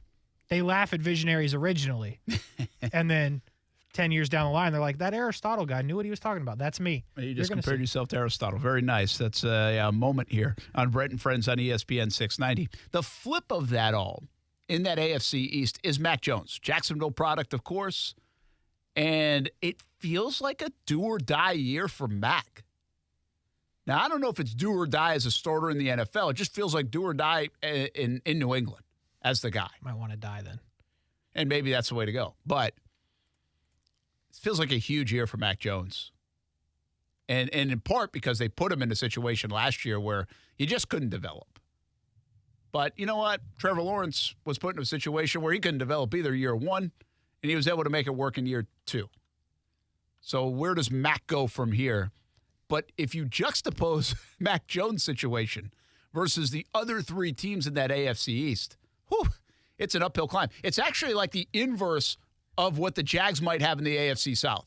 You've got Trevor Lawrence, and you have 3 rookie quarterbacks potentially grabbing the reins of those franchises, where even if you're good, it's probably going to take a little time to get really good.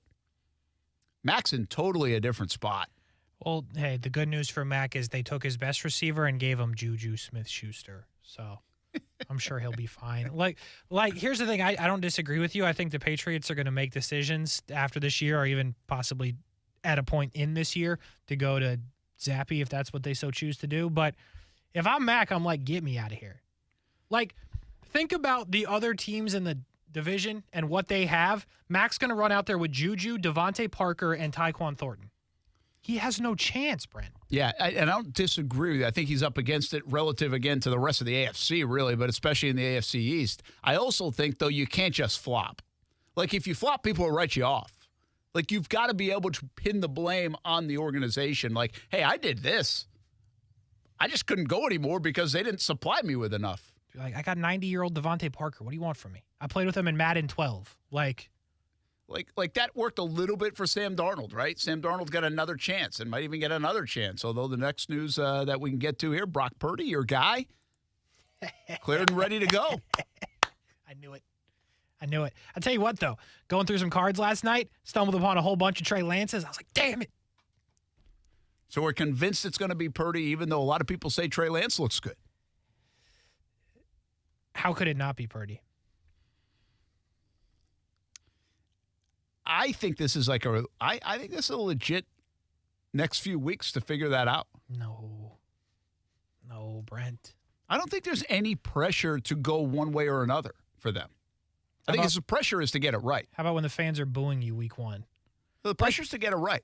Like, I don't disagree, but, like, if they go out there week 1 with Trey Lance, 3 and out on the first drive, then people are booing. Then people want Brock Purdy. Yes, that is true. It's not a good situation to be in. I know that. But what if Purdy goes and loses the first game and just doesn't look good? It's easier to move off of Purdy, start him and move off him. It's easier to do that than to start somebody else and move to Purdy, because the clock is so much faster to get back to him than to get off of him. Yeah, I understand what you're saying. My point is, in Indianapolis, there's pressure to go with Anthony Richardson. Even though the right move, we all probably think, is to go with Gardner Minshew out of the gates. It makes you a better football team. But the pressure is to go with Anthony Richardson. I think Shanahan and Lynch, they do have some equity built up. I still think it's like, I think you can debate the equity at times at the quarterback position. That's what I do. But I don't think people care so much about which guy as long as you get it right and they're not booing whatever guy in week 1 or 2. But it does put some pressure on whoever does get the job, because there are guys waiting that you figure can get it done if you're not. Like, there's probably more pressure to perform on the starting quarterback of the 49ers than any other quarterback in the NFL this season.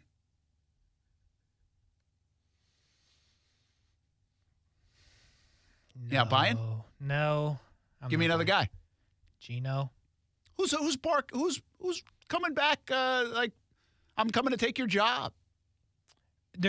Which is why it's even that more important. You see the team around him? They drafted Jackson Smith and Jigba. They've got Metcalf. They've got Lockett. They've got Kenneth Walker. They drafted another running back. They have put incredible weapons around. The defense is already good. That division sucks. Geno's the only option. I get it, but he's going to get all the games. Not if he's awful. They'll put in Drew Lock. Okay, well, but he's going to get – they're not calling for Drew Lock unless it gets really bad. You made the point, and it's really a good point. Whoever wins the job in San Francisco, their leash is like short before the boos start coming, and I'm like, I want to see this other guy. They ain't booing Purdy. Yeah, it'll take longer. Take a little longer. That's a fair point, but not long. And if you want to talk about the pressure, I think you need to save Trey Lance from that a little bit and not start him. Maybe. Because at that point, he can only do right. If they don't start him, okay, that's annoying if I'm a fan. You drafted him third. What happened? I don't know who I'm mad at. I think I'm more mad at the organization. And then if you bring him in after Purdy doesn't do well, it's like, all right, let's see what we got here. And if he's good, hey, all right, they saved his career. If not, all right, we knew that already. Boom, it's gone. But if you start him and it's bad, you're like, are you kidding me? Not only have we got cost games here, you made a bad pick. We lost 2 games early in the season we shouldn't have, and I haven't seen Brock Purdy, who the last time I saw him, we absolutely loved him in the stadium, was chanting his name. It's not a good situation for Trey Lance. I really don't think it is. Yeah, I guess the only good situation for Trey Lance is if Purdy stinks. And he was just like, had his one shining moment. Pretty much. Right? His 15 minutes of fame, and he's just not that good. And then now it's your team or Sam Darnold's team. Yeah, I'd agree with that. Right? I'm just trying to look at the quarterback spot. Like, I don't think there's anybody else in football that has someone breathing down their neck like the starting quarterback of the 49ers. I mean, Mac could make an argument that they're trying to go to Zappy. Maybe Tannehill?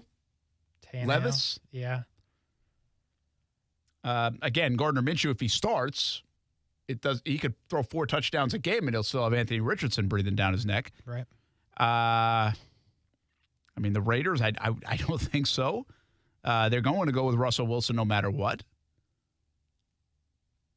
Sam Howell, what's the other option?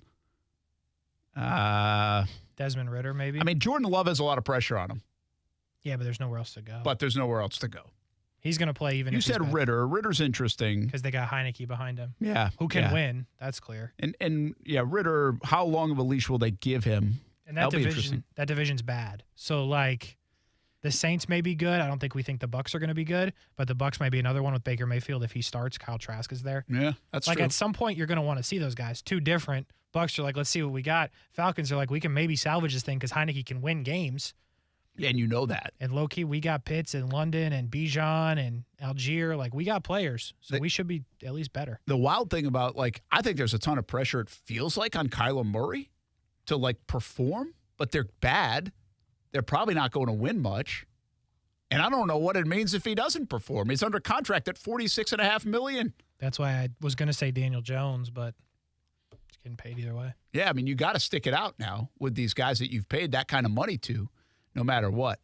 Maybe Arizona Kirk. might be in, like, the most peculiar situation. Captain Kirk to get paid again? Yeah, Cousins. But again, they didn't go get anybody. No. To bring in for competition. Like you brought up, we brought Tannehill. The interesting one is Ritter. And Ritter actually is an interesting comp because you're talking about a couple of guys that we just don't know enough about. You can like Purdy all you want. We don't know enough about him. The guy's played 7 games. We don't know enough about Trey Lance. That's like one of the big problems. And even Mac Jones, we don't know enough about him. So they're all in similar situations where we just don't know enough to give him a longer leash, but you got to let him go a little bit so we can learn something about you. And Ritter might be in that same boat.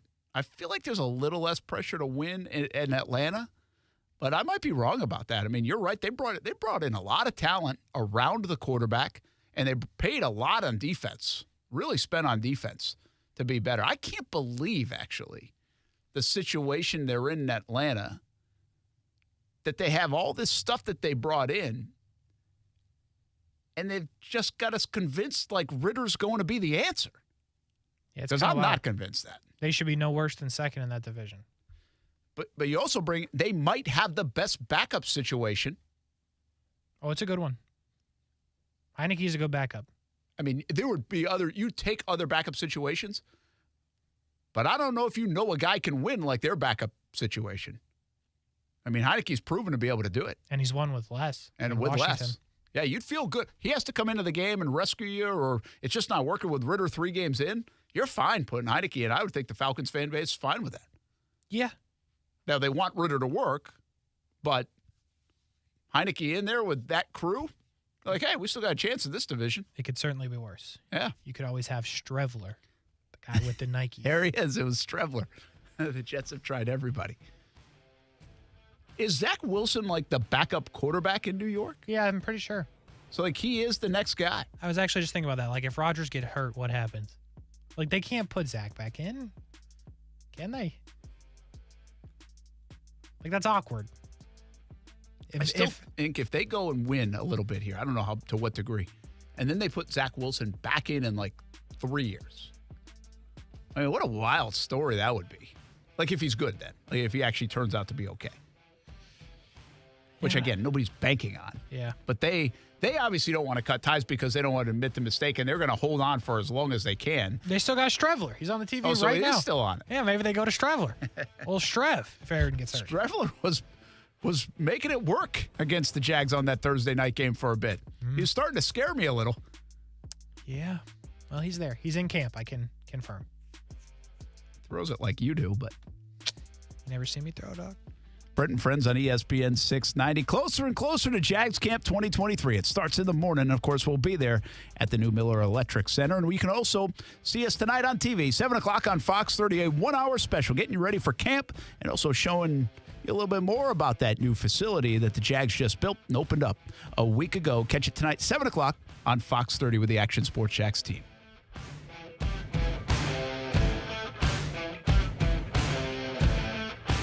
Now, the First Alert forecast on ESPN 690. Partly sunny and hot today, just an isolated afternoon thunderstorm. Highs 90 to 95. Mostly clear tonight, dropping to near 75. And partly sunny for tomorrow. Again, just an isolated afternoon thunderstorm and mainly inland with highs in the mid-90s. Thursday, partly sunny, a few afternoon and evening thunderstorms with highs in the mid-90s. From the First Alert Weather Center, I'm Action News Jax Chief Meteorologist Mike Burrish. The Weather Center is brought to you by Beard's Diamonds. Save up to 40% now during the Christmas and July sale at Beard's Diamonds. Prescriptions require an online online consultation with a healthcare provider who will determine if appropriate. Restrictions apply. See website for details and important safety information. Subscription required. Price varies based on product and subscription plan. Hey guys, did you know there's a generic form of Viagra that works just the same, but is 95% cheaper? And you can get it online? Just go to 4hims.com/joy. Through Hims, you'll get a free medical consultation, discreet shipping if prescribed, a 100% online process, and trusted generic alternatives to the name brands at up to 95% off. That's right. Get generic for Viagra, the same active ingredient as brand name Viagra, but for 95% less. It's the same medication, still prescribed by a licensed medical provider, but with zero copay, no expensive appointments, and no awkward face-to-face conversations. To start your free online visit, you need to go to this exclusive address, 4hims.com/joy. That's 4hims.com/joy for your free online visit. FORHIMS.com/JOY. I'm Mark Anajar. I'm Glenn Levine. I'm Ellie Anajar. Together, we're Anajar and Levine. If you've been hurt in a car crash, we'll fight to get you the maximum compensation you deserve. Call Anajar and Levine for your free consultation. 1-800-747-FREE. Main office, Jacksonville. More than 80 million Americans depend on AM radio for their news, weather, sports, and a community connection. It's the backbone of the emergency alert system. It's critical that we keep AM radio in cars because when cell and internet services are down, this free emergency service could be your only lifeline. Text AM to 52886 and tell Congress we need AM radio in cars. Message and data rates may apply. You may receive up to 4 messages a month, and you may text STOP to stop. This message furnished by the National Association of Broadcasters. Did you know giving just 3 grains of rice from an entire sack can make a difference in someone's life? That's where the name 3 Grains of Rice Missions comes from. At 3 Grains, our mission is eradicating homelessness and poverty in Northeast Florida, and we need your help. Whether it's volunteering for one of our many projects or helping with a donation, we commit to connecting hearts and changing lives. Visit 3grainsofricemissions.org today. That's 3grainsofricemissions.org to learn how you can give your 3 grains. Koala Insulation. Hey, this is Bruce. And I'm Carrie. We're the owners of Koala Insulation. It's a great time of year to invest in energy-efficient improvements to your home. With our competitive rates and new tax credits for insulation upgrades, you can get huge savings to improve your insulation today and see long-term savings every month going forward. Give us a call and set up your free evaluation at 679-6282 or find us online at koalainsulation.com. Men, if you're struggling with erectile dysfunction or PE, the medical providers at Prime Men's Medical Center offer breakthrough treatments that eliminate problems in the bedroom without pain or surgery. Listen to a specialist in men's health. I'm Dr. Simovitz. Prime Men's Medical Center offers the most advanced treatments to eliminate ED and PE. 98% of men experience instant results on their first office visit. They're even lasting 90 minutes or longer, regardless of age or medical history. Don't just take our word for it. Call Prime Men's Medical Center now for our limited time offer. Your initial consultation and first treatment are completely free. You'll see instant results right in the office. You'll even get a gift that enhances your performance in the bedroom. All this, worth hundreds of dollars, is free if you call now. 904-206-7930. 904-206-7930. That's 904-206-7930. Are you a real estate investor or have considered investing and want to know where you can put your money that offers solid returns and protects against market volatility? It's Rich Jones. I want to introduce you to DLP Capital, CEO and founder Don Wenner. For more than a decade, DLP Capital has delighted our investors with consistent double-digit returns. Through the smart, conservative real estate investment strategy our company is built on, we have been able to achieve this with monthly distributions and tax shelters so our investors can keep more of their returns. Dial ** invest on your cell phone or visit highYieldReturns.net. Did you know that you have the power to positively impact a local child's life? It's as easy as donating to Daniel, Florida's oldest child service agency. Daniel provides counseling to abused children. Daniel helps homeless teens find shelter and learn to live independently. Daniel connects kids with foster families and strengthens at-risk families so they can stay together. They've done all this and more for 135 years. Please become a part of improving the lives of local children and families by donating at danielkids.org today. As the seasons change, one thing remains the same. Jacksonville and all of Northeast Florida are fueled by Celsius Essential Energy Drinks. If you spot ESPN 690 anywhere in the community, come hang with us and grab an ice-cold Celsius. Hey everybody, it's Brent Martineau from Action Sports Jax. There's a good chance you have a smart speaker, so use it with ESPN 690. Stay up to date on the Jags and all things sports by telling Alexa or Google to play ESPN 690. It's as easy as that. Make sure you listen weekdays 3 until 6 p.m. on ESPN 690.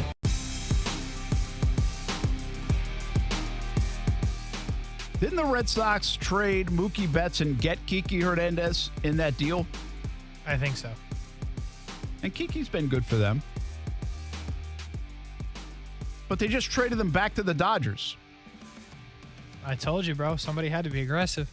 It's not exactly what I meant, but I'll take it. That's pretty wild that years later they go get him. What'd they get?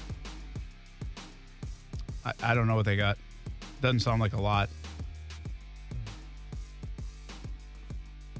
Mookie Betts said recently that he wanted to stay in Boston. Nice job, Red Sox.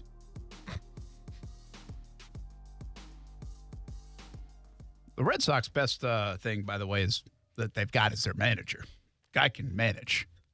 Guy can manage. He can. I mean, he's like Cash. I mean, those guys do good jobs and get a lot out of their teams. Although Rays fans wouldn't say that right now. But sick of the Rays. Sick of the Rays. Brent Martineau, Kasey, Kuhrts. They get too much credit. That's the thing that annoys me. Like everybody always says, Rays have never made a bad trade. Yes, they have. Rays get the most out of their players. No, they don't. Everybody gives them too much credit for being, like, decent. I see what you're saying. They get a lot out of being cheap. Yeah. Right? Mm-hmm. You know. It's annoying. And we appreciate that because everybody else seemingly is just buying. Like, it's easier to just buy. That's why, like, the Yankees should be criticized in a big-time way. The Mets should be criticized in a big-time way because they get nothing out of spending or not nearly enough. But, like, shock the world. Spend one time. Yeah, that's why it would be kind of nice, right? Yeah, but, oh well. We'll live to fight another day. Not against the Orioles, though. Is there anything bad about football season? I was just wondering. Not for, like, us. I mean, I'm not saying work-wise or anything. But are there things that people don't like about football season? No. Like, I mean, non-sports fans probably get annoyed that none of their sports fan friends can do anything on the weekends. Yeah. Like, if you schedule a wedding in, like, September through February, I'm probably not making it. Or your football friends are probably not making it. Yeah. Saturday and Sunday. Like, if you're, like, a kid and you're a big football fan, you know what else happens around football season? You go back to school. Yeah, that does suck. Yeah, I'm not going to lie. That's the worst. But, yeah, at least they play on the weekends most times. You miss a Thursday night game here and there. Yeah, I'm trying to think, like, you might be about to lose money depending on what you do and your habits in football season. Well, I'm fine with that. You Can't talking win to if me you don't specifically? play. Yeah, I mean, I'm fine. You know, I was even thinking to your point, okay, well, you know, whoever does, like, do nothing on Sunday and just watch football in your house, your significant other or kids or whatever else from a planning standpoint, it's like, well, there that person goes for the next 6 months. But those folks might also be happy that there they go for the next 6 months. I've spent enough time around them. That's true. I kind of feel like that's the way my family feels. Yeah, they're like, excited for you we've to go. seen this dude for the last, like, 5 months plenty. It's all right. See ya. Yeah. I don't think anybody's too sad that football's about to happen, and I might not see them as much. No. They're actually probably excited. They might be excited. Yeah, overall good thing for most. Majority of. Yeah, because we know it's been such a big part of, like, the culture of our sports world. And, I mean, seriously defines work weeks and weddings, to your point, and habits. And also a lot of fun. Like, there's just a lot of fun around it. Whether you like tailgating, you like going to the games, you like just parties in the cul-de-sac or at your house or wherever it is. Fantasy football, like, there's a lot of fun things, we know. All new things to get mad about. Yeah, man. You get the emotions stoked back up, right? Mm-hmm. But I was kind of thinking, I was like, does anybody, like, not like anything about this time of year? And I think we're about ready for it. Yeah. Although one thing strikes me, I was going for a walk in the neighborhood, and somebody was like, hey, Summer's over. It's like it's July 24th, or now it's 25th, but it was July 24th. Where I'm from, summer still had like another 6 weeks to go. True. Seems like weird to say summer's over. And by the way, it's like the hottest day of the year yesterday by average. That doesn't seem like summer's over. Boy, it's hot out there. Boy, it's hot out there. Tell you what. So it doesn't seem like there's anything bad about football season being here. I got nothing for you. I was actually looking at the Jags arriving. Sean says bye weeks. What am I supposed to do for that week when my team is gone while the team's making plays? That's true. Yeah, but I would say around here, Jacksonville, bye weeks haven't been bad. Yeah, even you last get a year, little break, a little good. mental break. And let's just hope, even if the team's good, you're like, let's sit on this good feeling for another week. We get to watch everybody else play. But I get what you're saying, Sean. You'll miss it for that week. Mm-hmm. It is crazy. That's just like how locked into football season we are. It is kind of wild. I thought about it the other day. I was like, man, we all just care about this one thing. Like, as a country, for the most part, like, there's other sports that will start and finish and do these other things, and guys will get signed in other sports. We'll have a whole free agency period. Yeah. We don't care. We do not care. Well, We're we just don't care worried as a about the football. society, right? Like, we care. Some of us care, and others do, or you poke your head into it, but it doesn't stoke the emotion. It doesn't, like, rule your life like football. And I'm assuming someone will do a documentary-style show on this at some point, and maybe they already have. But it is amazing, the rise of the sport of football. Mm-hmm. And I don't know why. I mean, some of it's easy to say. All right, like kids nowadays, they don't like they want to be entertained. They want fast-moving stuff. Like, I get it. That's why baseball maybe has gone down a little bit, and football is like, you get some of that. But still, that doesn't explain the whole thing. In my opinion, fantasy football has provoked a lot of this. Gambling sparked a lot of this when it comes to football. But you can gamble on a lot of different things. You can actually play fantasy sports on a lot of different things. Why is it that fantasy football is better than all the other fantasy sports? It's easy to manage. You know, once a week thing? Once a week thing. Not twice a week, but yeah. Like, I would say just the opposite. Like, I didn't like it. I've said this before. I used to like doing the baseball one because as I'm checking, like, in the morning and drinking coffee, the routine of, I check my lineup. I'll check my lineup. I forget it's a Thursday night football game and I might have a guy playing or I might not. Now, granted, most people are probably like me where it's a routine to check your fantasy football team even though you know they're not playing until Sunday. Yeah. Wake up every Tuesday. I'm like, how the boys looking? Yeah, that's true. How they looking on Thursday morning? But do you ever stop and think about it? Like, why has this thing become so big in our psyche? The NFL, college football, high school football, did it start there? Or is it the roots of the high school football?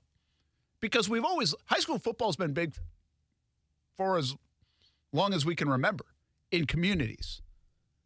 So did we just want to feel that on Saturdays and Sundays?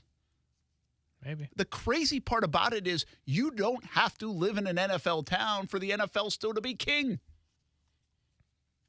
I get it while it's a king in Jacksonville. We've seen the shift.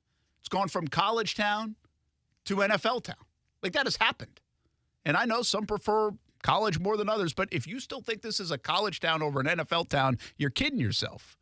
That's not the case. It's an NFL town. It's a Jags town. It's a Jags town, then it's an NFL town, then it's a college town, in my opinion. All you got to do is check the ratings. Because we're such a transient place. As we say, one of the fastest growing places in the country is Nocatee, and 80% of Nocatee is from outside of Jacksonville. And the state of Florida, I think, is the number. And if that's the case, well, then they're not all Florida State, Miami, Georgia fans. But they're probably NFL fans. From somewhere. From somewhere else. Mm-hmm. So, I mean, it's a fascinating thing just in our own market, but it's a little bit more like you get it in our market of why the Jags are king. I just stop and think once in a while. It's like, how did this get so big that we count down to when they arrive at the facility?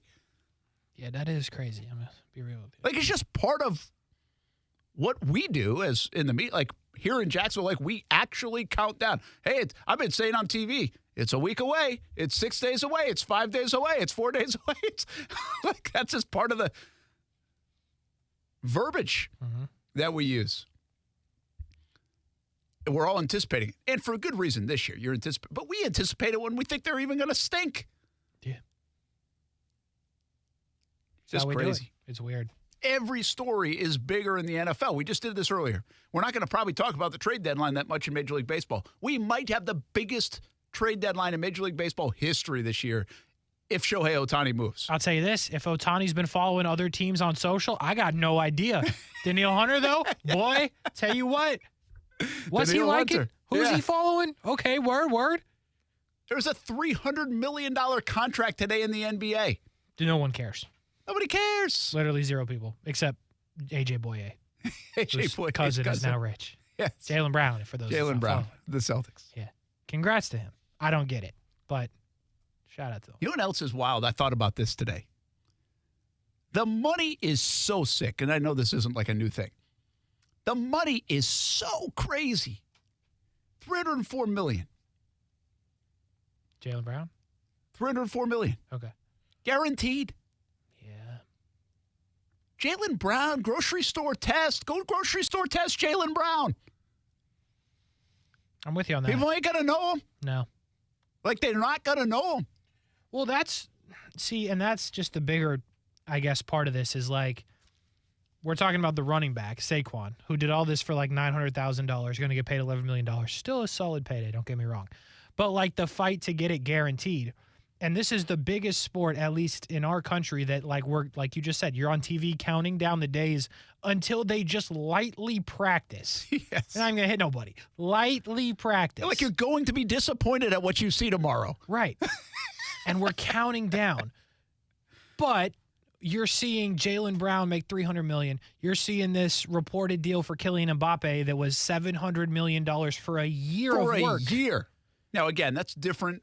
It feels like what the Saudis are doing and their money, but still, it's a year. And these two things are happening, and it has obviously nothing to do with football, and that's where we live. It's just, different. The Commanders just sold for $6 billion. Mm-hmm. We're talking about quarterbacks and Joe Burrow and whoever else about to make these crazy contracts, and some already do. And it got me thinking a little bit, Kasey. Like, again, we're living in a world where, I think I saw a recent article, I don't know where it was, about the cost of youth sports. Like, the cost of youth sports is nuts. It's just out of control. Mm-hmm. And it is. I mean, that's just reality. And if you live in that world, you live it. It's kind of like a lifestyle, and you try to do it, but other people are trying to do it and can't do it. Or other people just can't even try to do it. Like, that's a reality. And that's the knock on youth sports right now. But youth sports, like the vehicle, we've done this before on no gate fees. Like, I never looked at, like, the kids playing sports and be like, that's got to be a college scholarship. Like, that's why we're doing it. Like, that was never the motivation. Now, it could be the result, depending on how it goes. Now I think parents are going to get into this, and they're going to look at Jaylen Brown's $304 million and be more motivated than ever to spend that kind of money. And that's the point. Like, if you're a parent right now or a young parent, I am not, but at least if I'm looking at it from that point of view, I'm like, there ain't a chance in hell you playing football, bruh. You playing basketball, you playing golf, you playing anything but football, because it may be the biggest thing, but unless you playing quarterback, they ain't paying you like they're paying you to be a bum on the NBA. And Jaylen Brown's not a bum, but like if you're just random dude that plays 8 minutes a night, you're getting a fully guaranteed $33 million year for a couple of years. Yeah, and baseball money's good, and it's just like the money. And so again, the money in sports, it's so insane that I can see now, like, you want your kid to be a doctor, or some people do, because doctors make a lot of money. Doctors go to school for a long time and spend a lot of money on school, but they eventually make a lot of money. Tell you what, my friend just got out of school. Right? Dude's been in there for 10 years. 10 years, but he's going to make a lot of money. Boy, he is. I'm leeching on him like crazy. And I just wonder now, like, it went from, okay, it's the thing to do in youth sports. Scholarships are there, and some people are motivated by that. I think it's a silly thing to be motivated by, but it is there. Now, you can go to college and make money by being name, image, likeness stuff. So there's more money there. And if you can make the pros, the amount of money is so ridiculous that it might be worth trying. Even if it's unrealistic, it might be worth trying. Got to try. You just got to find the sport that everyone's not trying at. The money, I'll give you, like, the money in golf's insane. Yep. The money in baseball's insane. The money in basketball's insane. Really, it doesn't feel like the money in hockey is insane. It's actually not. The money in football is insane if you're really good, but it's not guaranteed, so that's a problem. Soccer. The money in soccer, if you're these kind of guys, which is very few and far between, seems insane to that degree. The money in tennis is insane. Like, what's the money in other areas going to look like if you have a 2-year-old kid in 20 years? What's pickleball money going to look like?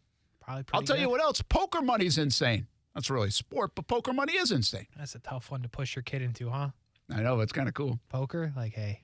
$12 million to win the World Series of poker? Good money if you can find it, boy. I mean, that is a motivator for people. Like, money is a motivator. Reality also should be a motivator, but I don't think this is slowing down is my point.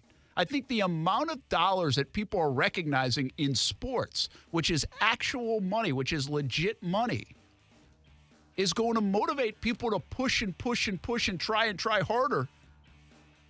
Like 50 years ago, they wanted to be president of the United States, and 30 years ago, they wanted to be doctors and dentists and lawyers. Now, lawyer money's still pretty good, I think. Yeah, you got to be good, though. You got to be good. It all comes back. You got to be the top of your profession, except president. I hear that doesn't pay very well. I don't know. I don't think anybody says I want to be president anymore as a kid. Like, I just don't think that exists. I mean, shoot. Hit a couple of good pickleball shots, you might be a millionaire president. Sooner or later. I heard it ain't that big of a deal. It just hit me once again. I mean, with just seeing these numbers, we have become numb to the numbers. We really have. That's the wild part. $300 million doesn't even impress us anymore. I'm like, oh, okay. That dude just banked $300 million over 5 years, and it's guaranteed. And we barely talked. Okay.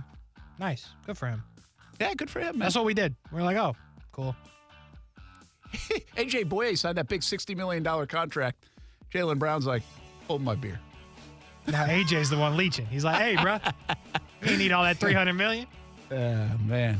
Family outings, I can guarantee you everybody wants to pay for stuff in that family outing. AJ ain't reaching for the check. He's like, hey, you got it, bro. 300?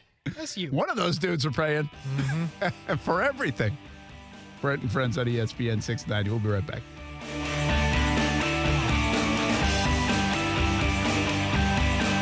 Brent and Friends is sponsored by Best Bet, now open in St. Augustine. As the seasons change, one thing remains the same. Jacksonville and all of Northeast Florida are fueled by Celsius Essential Energy Drinks. If you spot ESPN 690 anywhere in the community, come hang with us and grab an ice-cold Celsius.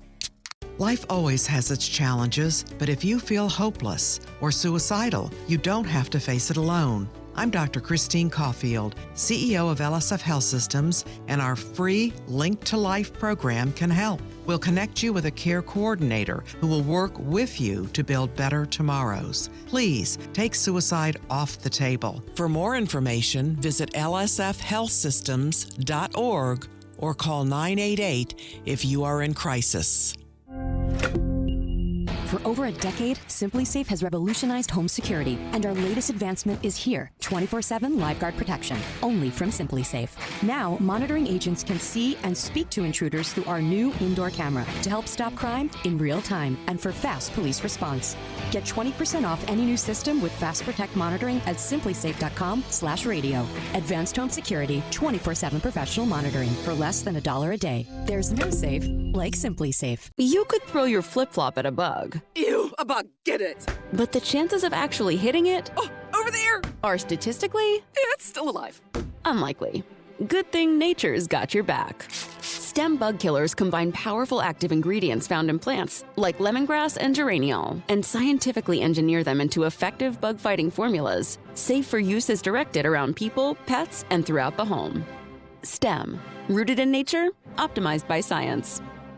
Discover how good your water can be with the new Connecticut softener and drinking water system. Connecticut's twin tank non-electric softeners are the most efficient softeners available, and their drinking water systems remove up to 99% of contaminants. This month, you can get 50% off a Connecticut K5 drinking water system with a purchase of a Connecticut Premier Series softener. If you're not filtering your water, you are the filter. Don't be the filter. The experts at CGC Water Treatment and Plumbing will test your water for free and provide solutions that are right for you and your family. Imagine having clean, clear, purified water at your home. No more plastic bottles, no more waste, just great tasting, purified water that you can trust. Call 904-552-1242 or visit cgcwater.com. 904-552-1242 or cgcwater.com. Financing options available with approved credit. CGC Water Treatment and Plumbing are proud partners of the Jacksonville Jaguars, and I'm a proud customer of CGC Water Treatment and Plumbing, an authorized independent Connecticut dealer. Florida license number CFC 1428211. It's the Big One sales event going on now at Arlington Toyota Pre-Owned. Buy a pre-owned 2019 Toyota Corolla for just $1,000 down and $288 a month. Or you choose a pre-owned 2020 Camry, RAV4 or Tacoma for just $1,000 down and $388 a month. Arlington Pre-Owned has over 400 used cars in stock and more than 100 vehicles under $18K. You even get 30 days to love your pre-owned purchase or exchange it. Shop the Big One sales event, 10939 Atlanta Boulevard and ArlingtonToyota.com. Visit ArlingtonToyota.com/offers for full details. Hey, Jacksonville, we need your help. It may be summer, but school is just around the corner. Hundreds of local homeless, at-risk, and low-income students need school supplies. One-to-One Financial, Jacksonville's hometown credit union, is collecting school supplies through July 30th, so our most vulnerable kids can start the school year right. Be a good person and help us fill 350 backpacks this summer. Bring donations to your nearest One-to-One Financial branch. Learn more and find the closest branch at one-to-one-fcu.org. And don't forget, the school supply tax holiday is the last week of July. Thanks, Jacksonville. Shop the Beaches Green Market this and every Saturday from 10 a.m. to 2 p.m. at Penman Park on Penman Road for fresh local fruits and vegetables, plants, meats, eggs, baked goods, honey, wellness products, and so much more. EBT cards welcome. Diglocal.org for more info. If this were a Reese's TV ad, you'd be staring at a Reese's peanut butter cup. And sure, my voice is peanut buttery smooth, but still, you need to see the peanut butter cups, right? No? I can really just say Reese's and you'll go get some? Okay, Reese's. Reese's. Reese's. Really working, actually. Reese's. Reese's. I'm on to something. Reese's. Reese's. Reese's.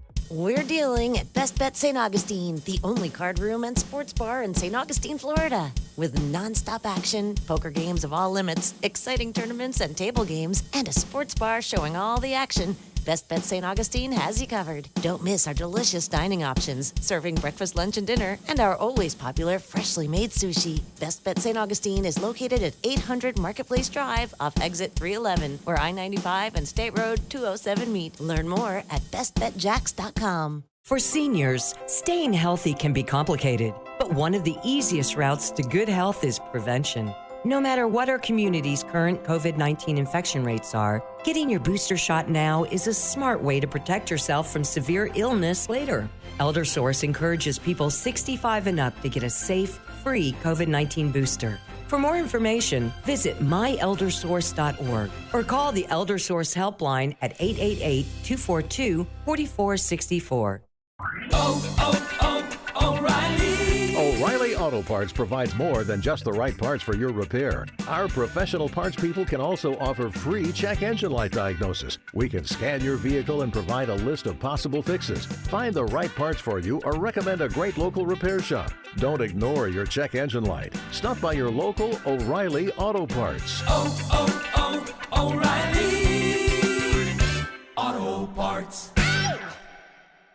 It was the ideal marriage. Little did I know I was married to a man who had done something so horrible that it would devastate our lives forever. Teacher of the Year is now charged with sex crimes. Now streaming on Hulu. He was living a double life. The shocking story behind a #1 true crime podcast, Betrayal. Prostitutes, escorts. He even cheated on me the week of our wedding.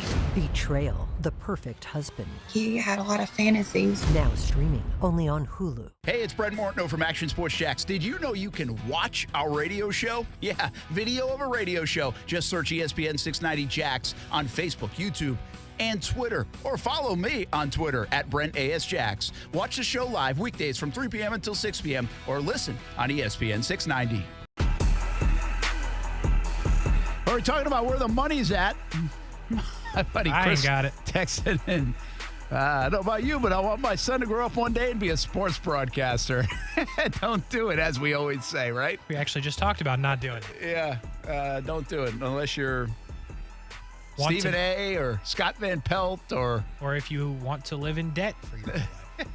Something like that.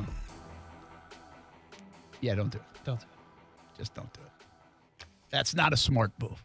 You can do this, though.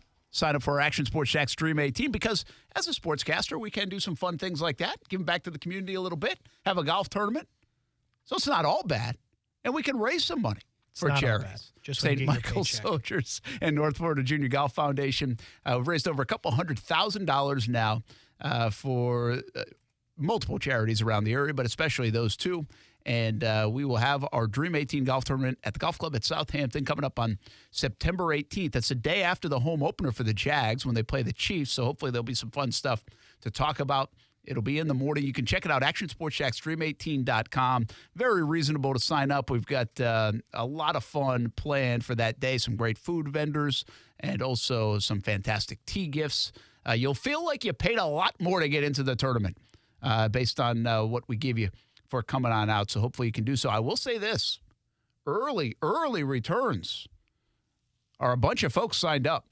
I think we're going to get full quicker than ever before. Really? Yeah. So, which is cool, but also just a little bit of a warning. If you'd love to come out and participate, don't wait until the end because I think we are going to fill up. And we don't want to go full field because we don't want to make it an 8-hour day. But we'll have 130 golfers out there at the golf club at Southampton. Full field's like 144. Some people go 156. We're not doing that. That means you're out there on the golf course for like 7 hours. Ooh. It might not be 7, but it feels like that. That's a lot. We make it a little swift. ActionSportsJaxDream18.com to register for the Dream 18 for 2023. We've got football at 5 coming up. We're going to take a look at the position group of the Jacksonville Jaguars on defense in the back end, the secondary, the corners and the safeties. How good can they be in those spots? A couple of tweets as well. And we'll be on our way to training camp 2023. Players reported today they have arrived. No drama, it seems, for the Jacksonville Jaguars. And we've got football in the morning at the brand new Miller Electric Center for the Jacksonville Jaguars. Football at 5 up next on ESPN 690.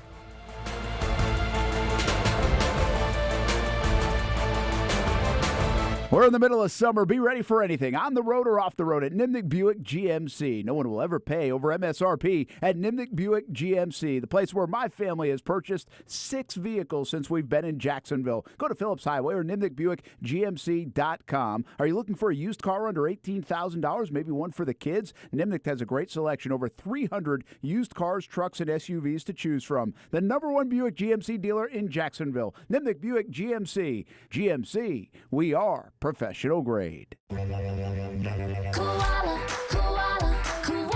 Insulation. Hey, this is Bruce. And I'm Carrie. We're the owners of Koala Insulation. It's a great time of year to invest in energy-efficient improvements to your home. With our competitive rates and new tax credits for insulation upgrades, you can get huge savings to improve your insulation today and see long-term savings every month going forward. Give us a call and set up your free evaluation at 679-6282 or find us online at koalainsulation.com. Denise is a Pilates instructor and a small business owner who built her own studio, so I guess that means she's kind of a real estate mogul too. And don't forget, a mom as well. And that community first, we get that, and we get you. We're here to help you live your best life by providing the financial services you need with low fees, convenience, and local decision making. So just be yourself. At Community First and on the go. Learn more at communityfirstfl.org.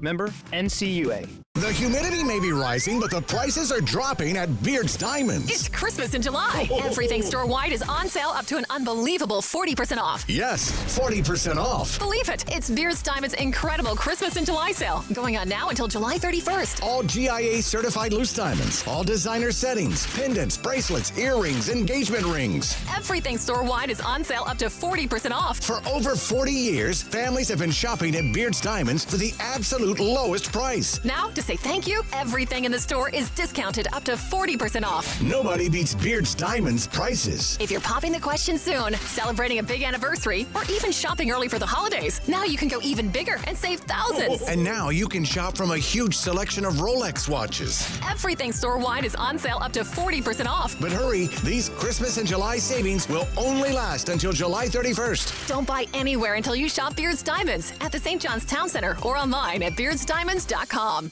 Smoothie King is a family thing from my family. I love the Lean One vanilla and strawberry. My wife, Steph, gets the Lean One chocolate. My daughter, Kaylee, the Caribbean way. And Ty goes all out for the Hulk. You have choices at Smoothie King. Smoothies for everyone, and now smoothie bowls, too. And this summer, plunge into extreme watermelon smoothies, now available at Smoothie King for a limited time. Enjoy extreme watermelon, or for something more tart, dive into the new extreme watermelon lemonade. Extreme watermelon smoothies, back for a limited time, only at Smoothie King. Rule the day at a Smoothie King in Jacksonville. Broadcasting live from the Anajar and Levine studios. Anajar and Levine Accident Attorneys. Call 1-800-747-FREE. That's 1-800-747-3733. WOKV Jacksonville. Listen live everywhere you go on ESPN690.com. ESPN 690, a Cox Media Group station. This is SportsCenter. I'm Christine Lisi. Bronny James, the 18-year-old son of Lakers superstar LeBron James, hospitalized in stable condition a day after going into cardiac arrest during a USC basketball practice. Celtics shooting guard Jaylen Brown's agreed to the richest deal in NBA history, reports ESPN's Mark Spears. 5-year, $304 million Supermax extension. And winning a title remains the only acceptable option for Boston, notes NBC Sports Boston analyst Chris Minix. The Celtics have been to an NBA Finals. They were back in the conference finals last year. Jaylen Brown's going to be 27 years old. Jason Tatum just a couple of years behind him. This team is now, with the money these guys are getting paid, what the payroll looks like around them, it really is championship or bust. NBC Sports Boston's Chris Mannix on Canty and Carlin. Michigan and the NCAA in discussions about a so-called negotiated resolution for a 4-game suspension for football coach Jim Harbaugh to start the season. It's tied to an NCAA recruiting investigation into the Wolverines. If you need solid hires fast, you need Indeed. The all-in-one hiring solution makes it easy to attract, interview, and hire candidates from the same place. Want to find your next great hire? Visit Indeed.com/credit.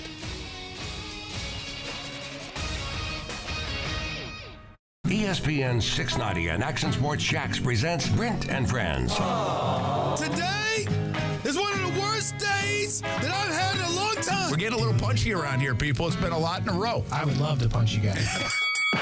Ow! It really hit me. Brent and Friends with Brent Martineau, Aaron Schachter, and Kasey Kuhrts.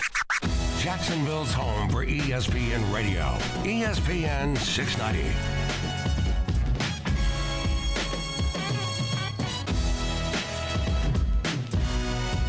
Hey, a lot going on if you like football.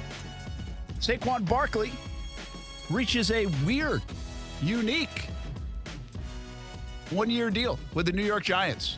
And why is it weird? Well, they slapped the franchise tag on him. They don't get to an extension, yet they rework the one-year franchise tag deal into essentially a couple million more bucks, and we won't tag you next year agreement. It's the first time that's been done, according to reports, in 30 years. Like, that is goofy. Some people think Saquon gave in on it. I think he had some reason to give on it. I just don't know about right now. I would have waited for a few more weeks of camp.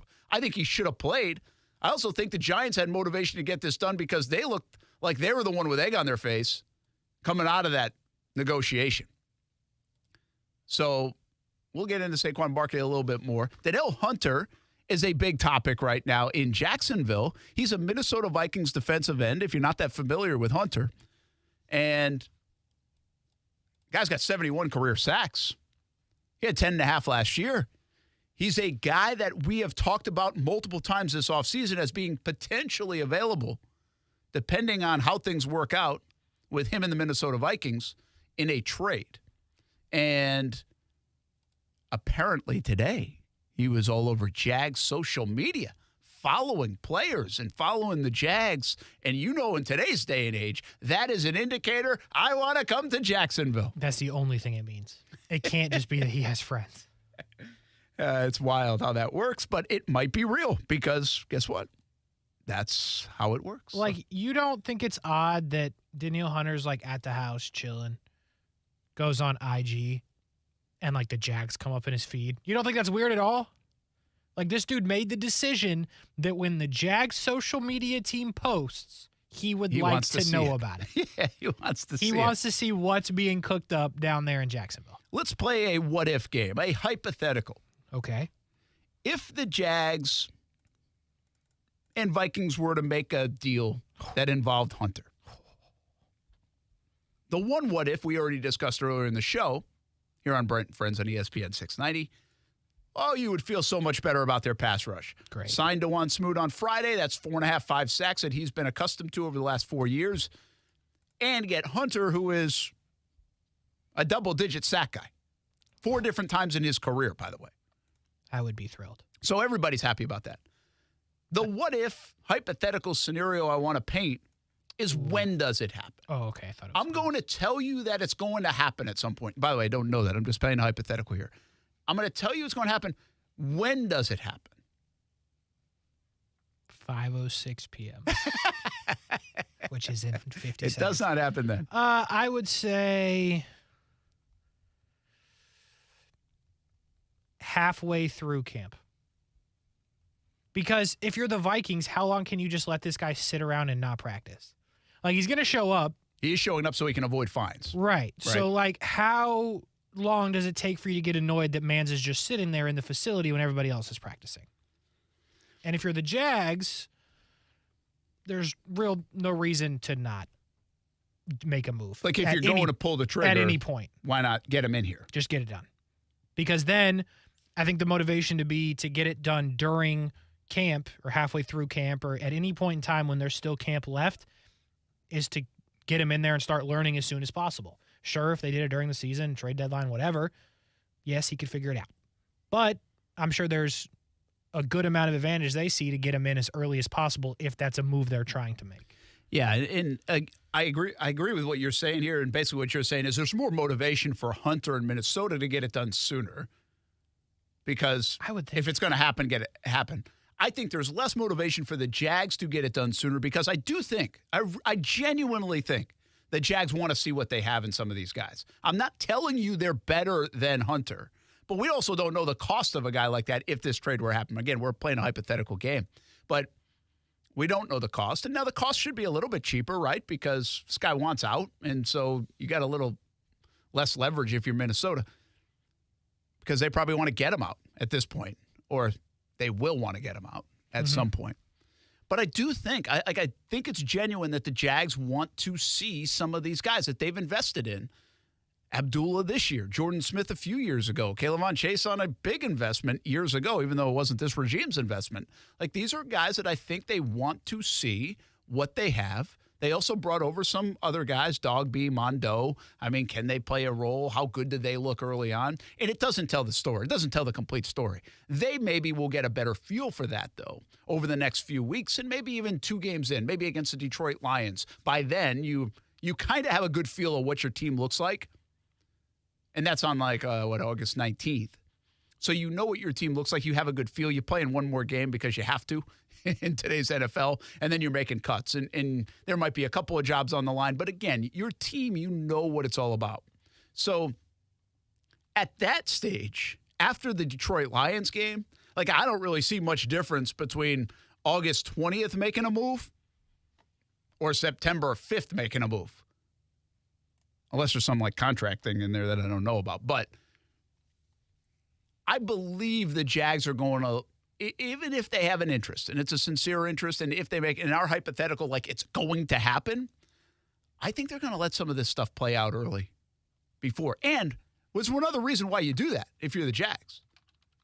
You get more leverage with Minnesota the longer it goes along. Now, you could lose leverage if other teams get desperate and need a guy too.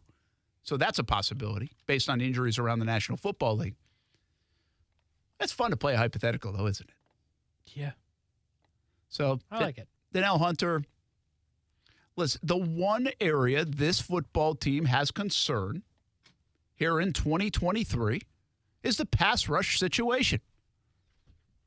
If the Jaguars were to sign Smoot, which they did, and pick up Danielle Hunter, you'd be over the moon. You'd have nothing to worry about. Nothing.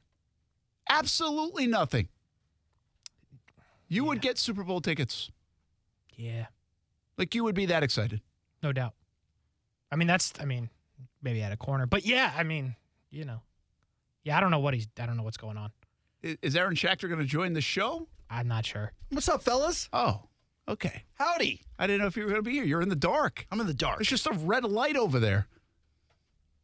I thought I'd drop in and say hi. Well, it's good to have you. This actually might be the way to do the show from now on.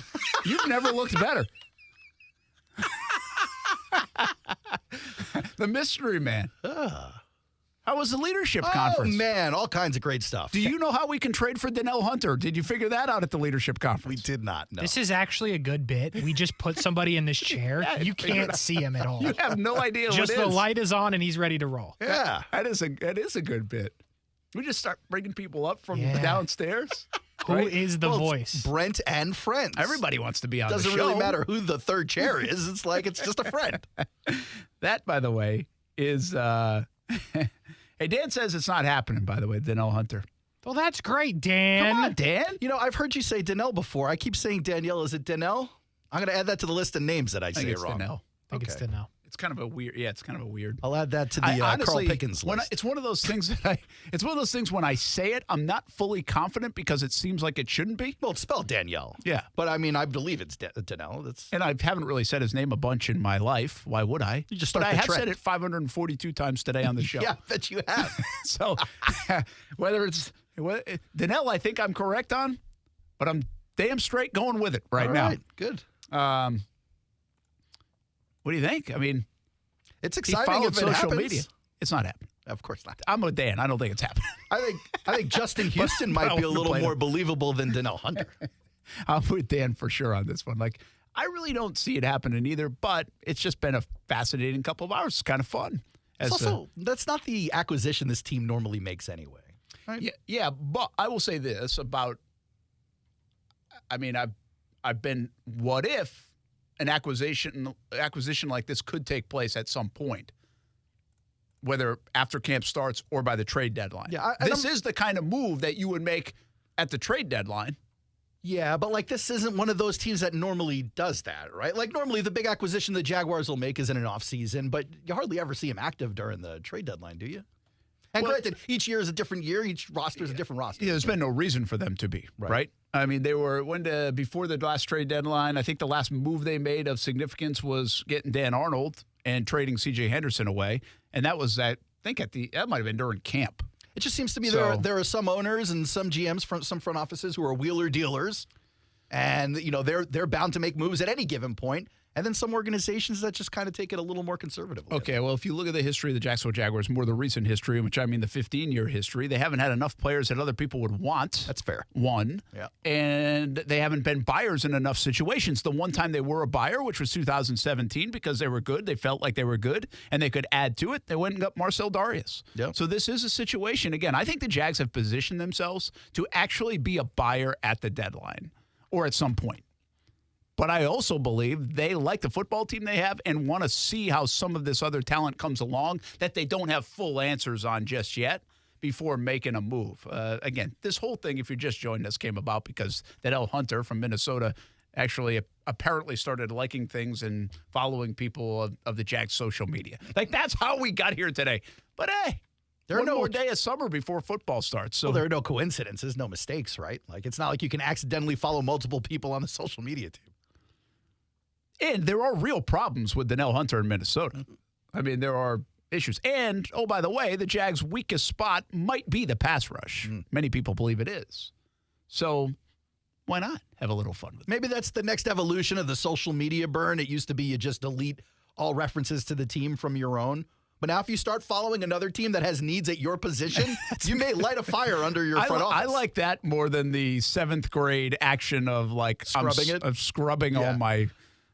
You just start liking the posts of opposing teams. That's a good play. Yeah. That's a much better play. I mean, when Kyler Murray scrubs all his Arizona Cardinals stuff, seems so petty and stupid. It really makes him seem like a child.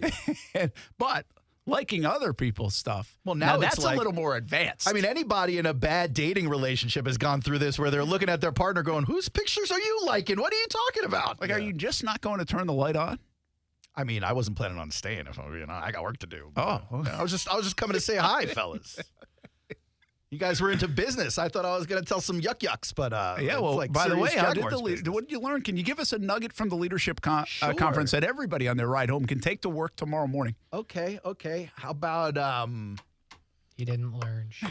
I didn't really learn much, guys. Actually, What did you just say? Nothing. If you're on the radio. I can't see him because I'm not watching the monitor. So you're the only one who knows if he actually got the button. But okay. I did get it. Okay. Sorry. Anyway, yeah, I didn't learn much is what Kasey was trying to say.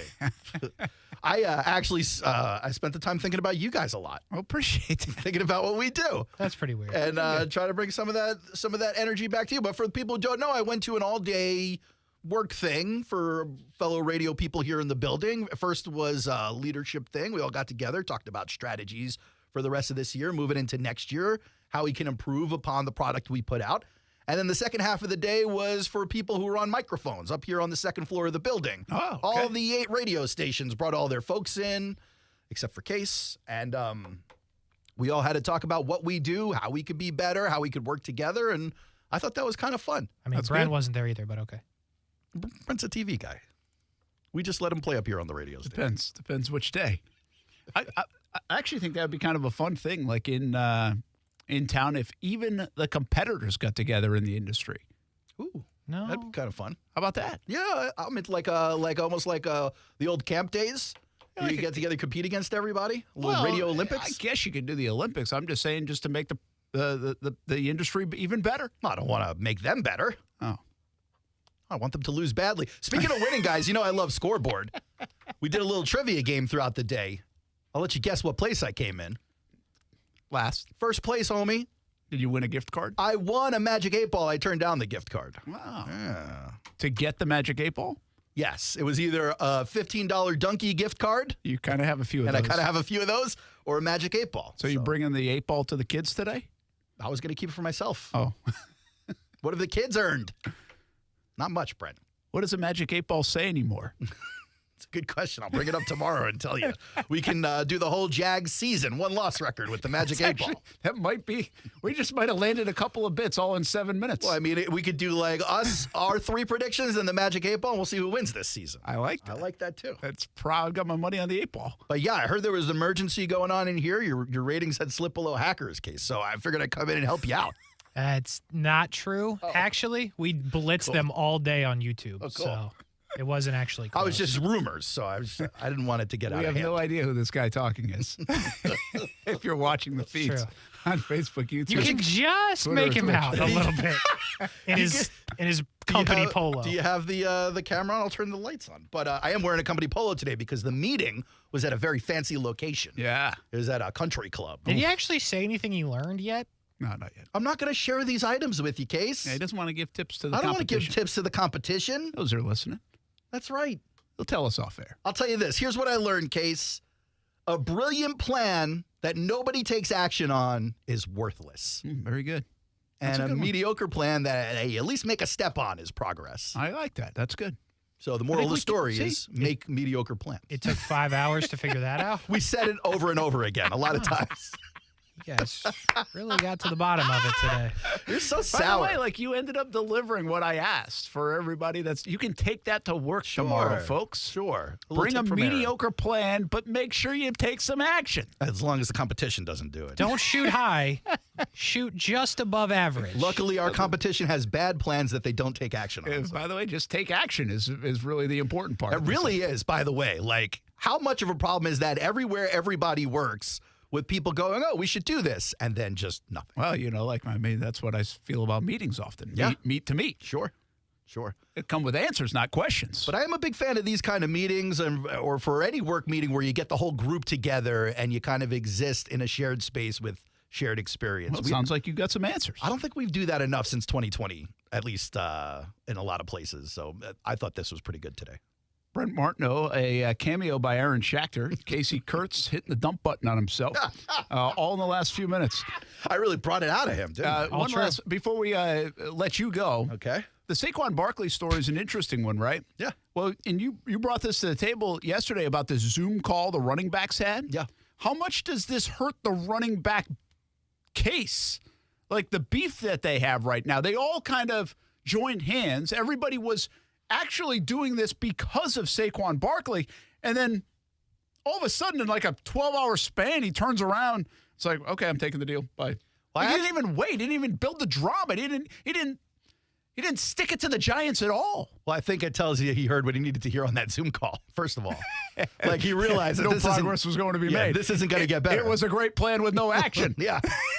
But, the other thing it tells you is you look at who's on the Zoom call. You got a lot of stud running backs there, but you don't have all the running backs. How do you have a meeting about the state of the running back market if you're not going to involve everybody at the position? Like, you're basically saying this matters to us, not the rest of you peasants.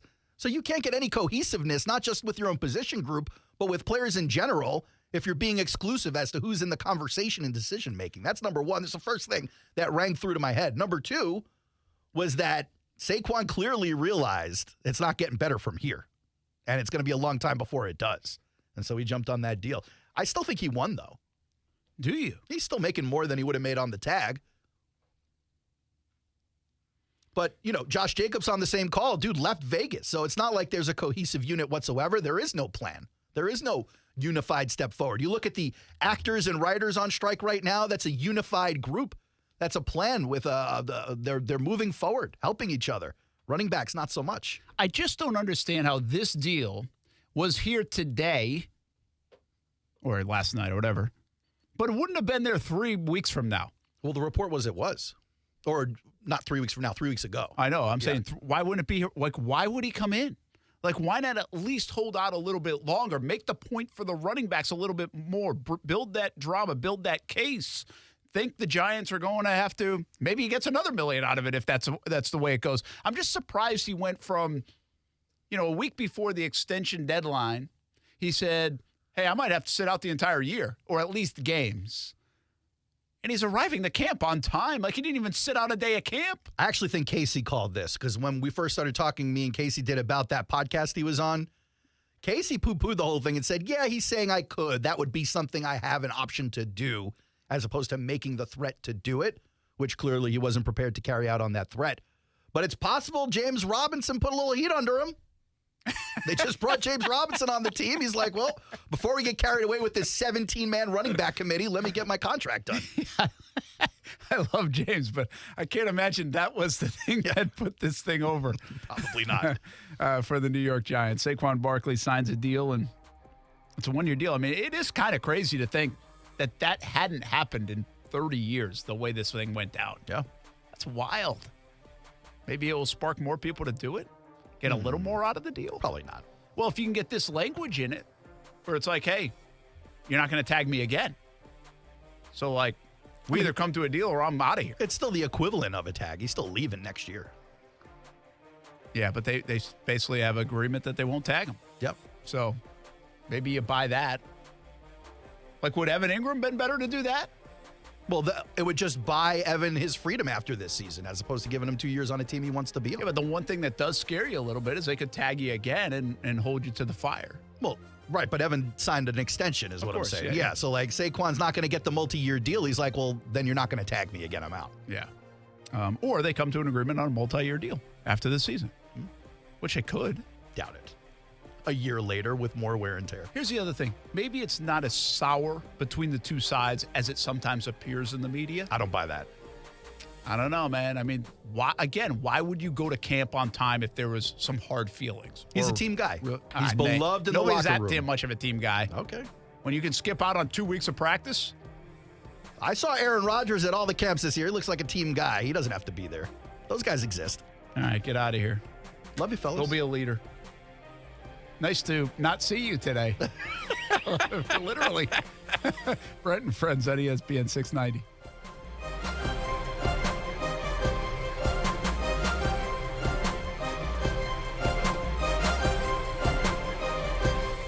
Now, the First Alert forecast on ESPN 690. Partly to mostly cloudy skies this evening, turning partly cloudy to mostly clear overnight with a lingering shower storm early. Dry overnight. We see temperatures down to the lower to mid-70s. Lower to mid-90s for your Wednesday. Mostly to partly sunny skies with an isolated primarily inland shower storm. From the Action News Jax First Alert Weather Center, I'm meteorologist Garrett Biedenball. The Weather Center is brought to you by Beard's Diamonds. Save up to 40% now during the Christmas and July sale at Beard's Diamonds. Smoothie King is a family thing for my family. I love the Lean One vanilla and strawberry. My wife, Steph, gets the Lean One chocolate. My daughter, Kaylee, the Caribbean way. And Ty goes all out for the Hulk. You have choices at Smoothie King. Smoothies for everyone, and now smoothie bowls, too. And this summer, plunge into extreme watermelon smoothies, now available at Smoothie King for a limited time. Enjoy extreme watermelon, or for something more tart, dive into the new extreme watermelon lemonade. Extreme watermelon smoothies, back for a limited time, only at Smoothie King. Rule the day at a Smoothie King in Jacksonville. O'Reilly Auto Parts provides more than just the right parts for your repair. Our professional parts people can also offer free check engine light diagnosis. We can scan your vehicle and provide a list of possible fixes. Find the right parts for you or recommend a great local repair shop. Don't ignore your check engine light. Stop by your local O'Reilly Auto Parts. O'Reilly Auto Parts. Do you have heart failure and often hear, "Those stomach issues ruined your birthday"? "You're too tired to play catch, Grandpa." Sweetie, you haven't touched your tools since the carpal tunnel syndrome diagnosis. If these seemingly unrelated symptoms sound familiar, talk to your cardiologist. Ask about transthyretin amyloid cardiomyopathy, or ATTR-CM, a rare and underdiagnosed disease that gets worse over time. Learn more at connecttoyourheart.com. That's connecttoyourheart.com. Sponsored by Pfizer. We're dealing at Best Bet St. Augustine, the only card room and sports bar in St. Augustine, Florida. With nonstop action, poker games of all limits, exciting tournaments and table games, and a sports bar showing all the action, Best Bet St. Augustine has you covered. Don't miss our delicious dining options, serving breakfast, lunch, and dinner, and our always popular freshly made sushi. Best Bet St. Augustine is located at 800 Marketplace Drive off exit 311, where I-95 and State Road 207 meet. Learn more at bestbetjax.com.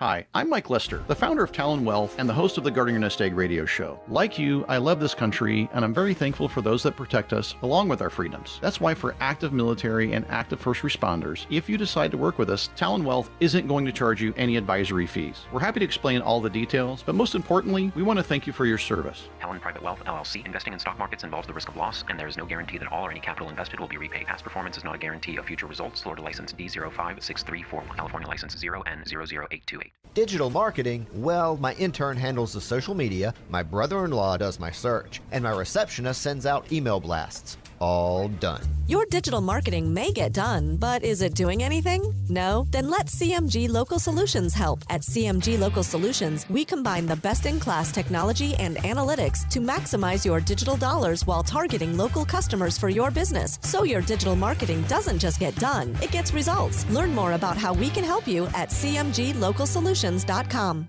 It's back. The Big One sales event is here, and it's going on now at Arlington Toyota. Arlington's got over 400 new Toyotas available. Cars, trucks, SUVs, and family vans. And that means now's the time to go big and go home in style. Plus, with every new Toyota purchase, you get Arlington's lifetime warranty and 30-day exchange program. But don't wait. The Big One sales event won't last long, so shop today. 10939 Atlantic Boulevard and online at arlingtontoyota.com. Texting enrolls you into recurring automated text messages. Consent not required to purchase. Message and data rates may apply. Hey, Dan, how you doing? Haven't seen you around the gym. Yeah, I've really fallen off. Since I turned 40, I just don't get the results I used to get. Could be lower testosterone. I went through it a while back. I got Nugenix Total T, and it's made a huge difference for me. I've seen that on TV. Is it for real? Oh, yeah. The patented key ingredient is something called Testofen, which helps boost free and total testosterone levels to help you trim up and stay lean. And it's made a difference for you? Man, I feel like I'm in my 20s again. At work,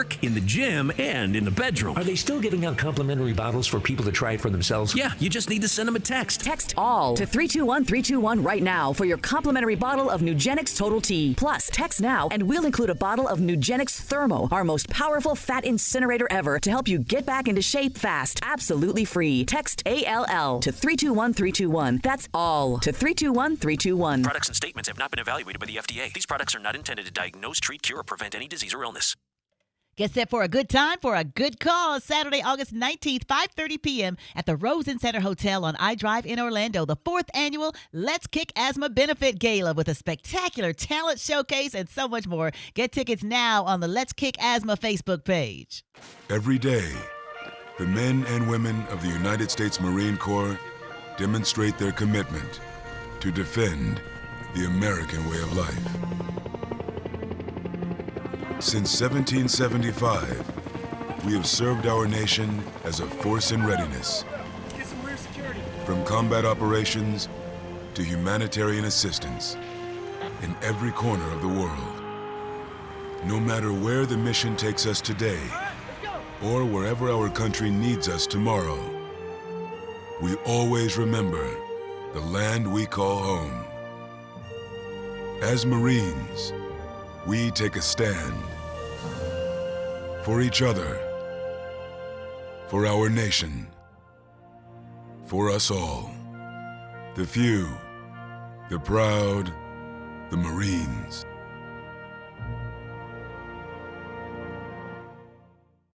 Hey, Jen, sorry I'm late. I had to stop for gas. Yeah, I can't believe how much it costs for gas now. I know, everyone's still talking about how much gas is, but I never pay full price. I just use the free Upside app, and I get cash back for every gallon of gas I buy. Wait a minute. Are you saying you actually get paid real cash when you buy gas with the Upside app? Yeah, I earn back up to 25 cents a gallon every time I buy gas. What? That sounds like it could really add up. It sure does. I've made over $300 already. Wow, that's serious extra money. I'm downloading the free Upside app now. Download the free Upside app to earn real cash back every time you buy gas. Use promo code CAR3 for an extra 25 cents per gallon cash back in your first fill-up. You can cash out anytime right to your bank account, to PayPal, or an e-gift card. Just download the free Upside app and use promo code CAR3 for a 25 cents per gallon bonus in your first tank. That's code CAR3 for 25 cents per gallon cash back in your first fill-up. Cashback's not available in gas in New Jersey and Wisconsin. Hello, it's me, the designer jeans in your closet, the back of your closet. What am I doing here? Would you keep caviar in the back of your fridge with the ketchup and old milk? Yeah, I don't think so. So what happened to us? I mean, have you seen my label? I used to summer in the Hamptons, and now I'm stuck behind a pair of sweats. Sure, I never really fit you quite right, and one of my pockets is so small you can't even squeeze your hand into it. But it's all about the look. And I look good. I need to get back out on the scene so I can be seen. You know, going to fancy parties, getting expensive iced coffees, Sunday fun days, okay? So take me to Goodwill, where I can really make a difference. Your donations to Goodwill create new jobs, training programs, and education assistance for people in your community. To find your nearest donation center, go to goodwill.org. Donate stuff. Create jobs. A message from Goodwill and the Ad Council. The average time a resume spends on an HR manager's desk is 7 seconds. And most of them are tossed aside. Now imagine if one of those resumes belonged to Yasmin, who was living in a shelter, juggling 3 jobs. I had to be resilient. That's something that you can't teach. Or if that resume was from someone who worked 12-hour shifts at the recycling company with my dad, who's 72. That taught me a work ethic that I carry with me every day. We rely so much on a resume, yet it could never tell the full story of someone. Growing up where I did, a lot of things could have gotten in the way of my goals. But I learned to push through, and that's what I bring to work every day. So maybe it's time we look beyond the resume and look to Grads of Life. Discover new ways to develop great talent that are so much more than what's on paper at gradsoflife.org. A public service announcement brought to you by Grads of Life and the Ad Council. Action Sports Jax. Watch, listen, subscribe. You can watch us on CBS 47 and Fox 30. You can listen right here on ESPN 690. And you can subscribe to our YouTube and podcast, Action Sports Jax on ESPN 690. Action Sports Jax. Watch, listen, subscribe. Football at 5, we continue on the eve of training camp 2023. Brent Martineau along with Kasey Kuhrts. Kick the other guy out. Yep. He's going to go lead somewhere else for now. We take a look at all the position groups on this football team. We've done the head coach, the quarterback, the offensive line, the running backs, the receivers, the tight ends. We did the defensive front yesterday. We did the linebackers today. We even mentioned the punter and the kicker. Sorry, long snapper, we really didn't mention you. But he's good, we think. Yeah. We literally think. We have no idea. And now we get to the secondary. And while the pass rush gets the attention of, okay, that needs to be better, where does the secondary come into play? Because this was the problem last year. More than the pass rush, the secondary for the first 2/3 of the season was really the main issue. Started with Shaq Griffin, and then it became a problem of how do we fix it? And they didn't answer that question until they finally landed on Darius Williams kicking to the outside. How good's the Jags secondary this year in 2023 with what they've got? I mean, when you lump the safeties in, I think they're pretty good. I think the corners are good, but I know that all three of their corners are not great. I think one of their corners might be great. I think Darius Williams is pretty good. But, they're not elite. And that's not necessarily a problem. Being in the AFC South, they're the best in the AFC South. Again, that should not be even a question or an argument. But in terms of, ranking in the league, they're not in the top tier. And I think that's okay. I believe there's upside. There's potentially two studs back there. Tyson Campbell, Andre Sisco. Yep. Rayshon Jenkins, a big money player. And by the way, Darius Williams, a pretty big money player. He certainly isn't Trevon Diggs, Jalen Ramsey big money. But he's got, he's done some good things in the NFL, and he's getting a pretty good paycheck. So they're invested back there. Again, Rayshon Jenkins won't be confused as the best or one of the best safeties in the game. Ooh, he made an impact last year, though, didn't he? He did. That's the thing about their secondary, though, that it does worry me in a sense is okay, we've seen one really bad year of Rayshon Jenkins and one really good year. So what are we about to get? Well, I think the answer to that is somewhere in between. Might be okay, might be steady. But I think you can ask that with a couple of their guys, not just him. I think he's the example there. I think you could ask that about Darius Williams. We haven't seen it be bad, but are we sure it's good? I guess the point I would make, or what I would say in defense of them is steady all the way around can be really good for the unit. So, that, you might not get as many big plays, but you might not give up some of the stuff that you were giving up. Remember, early on, the Jags secondary had some issues. The Commanders game, they had issues. Obviously, the Colts game, they had issues. There were issues in that secondary that took a long time to fix. I think what people really want to do here, if you ask how good the secondary is, hey, I feel good. This is probably the great barometer. You feel good about Tyson Campbell? The answer is yes. Mm-hmm. You feel good about Darius Williams on the outside? I think the answer is yes. You feel good about Rayshon Jenkins? I think the answer is yes. Mostly. Andre Sisco? Yes. I feel good. I actually think that guy might be on the verge of something. The people are going to, most Jags fans pay attention a bunch, or really diehards, or really locked into this all off season, whatever it might be. They're going to look at Trey Herndon, and they're going to say, okay, don't feel great about that. I don't feel awful about it, but I don't really feel great about it or good about it. You can't feel great about it. And so that's the answer. That's what everybody wanted to fix in the draft. Go back to the draft. Go back to free agency. A Darius Slay getting in the mix. Or the 5 different corners that they could have taken. The Banks kid that I think the Commanders ended up getting, if I'm not mistaken. Maybe it wasn't them. No, the Giants made it with the Jags pick. That's right. The Giants took him at 25. So everybody wanted to fix that. Not everybody was clamoring to fix the pass rush back in the draft. Everybody, well, not everybody, but a lot of folks wanted corner to be the play. Because it just made sense, Brent. Yeah, it did.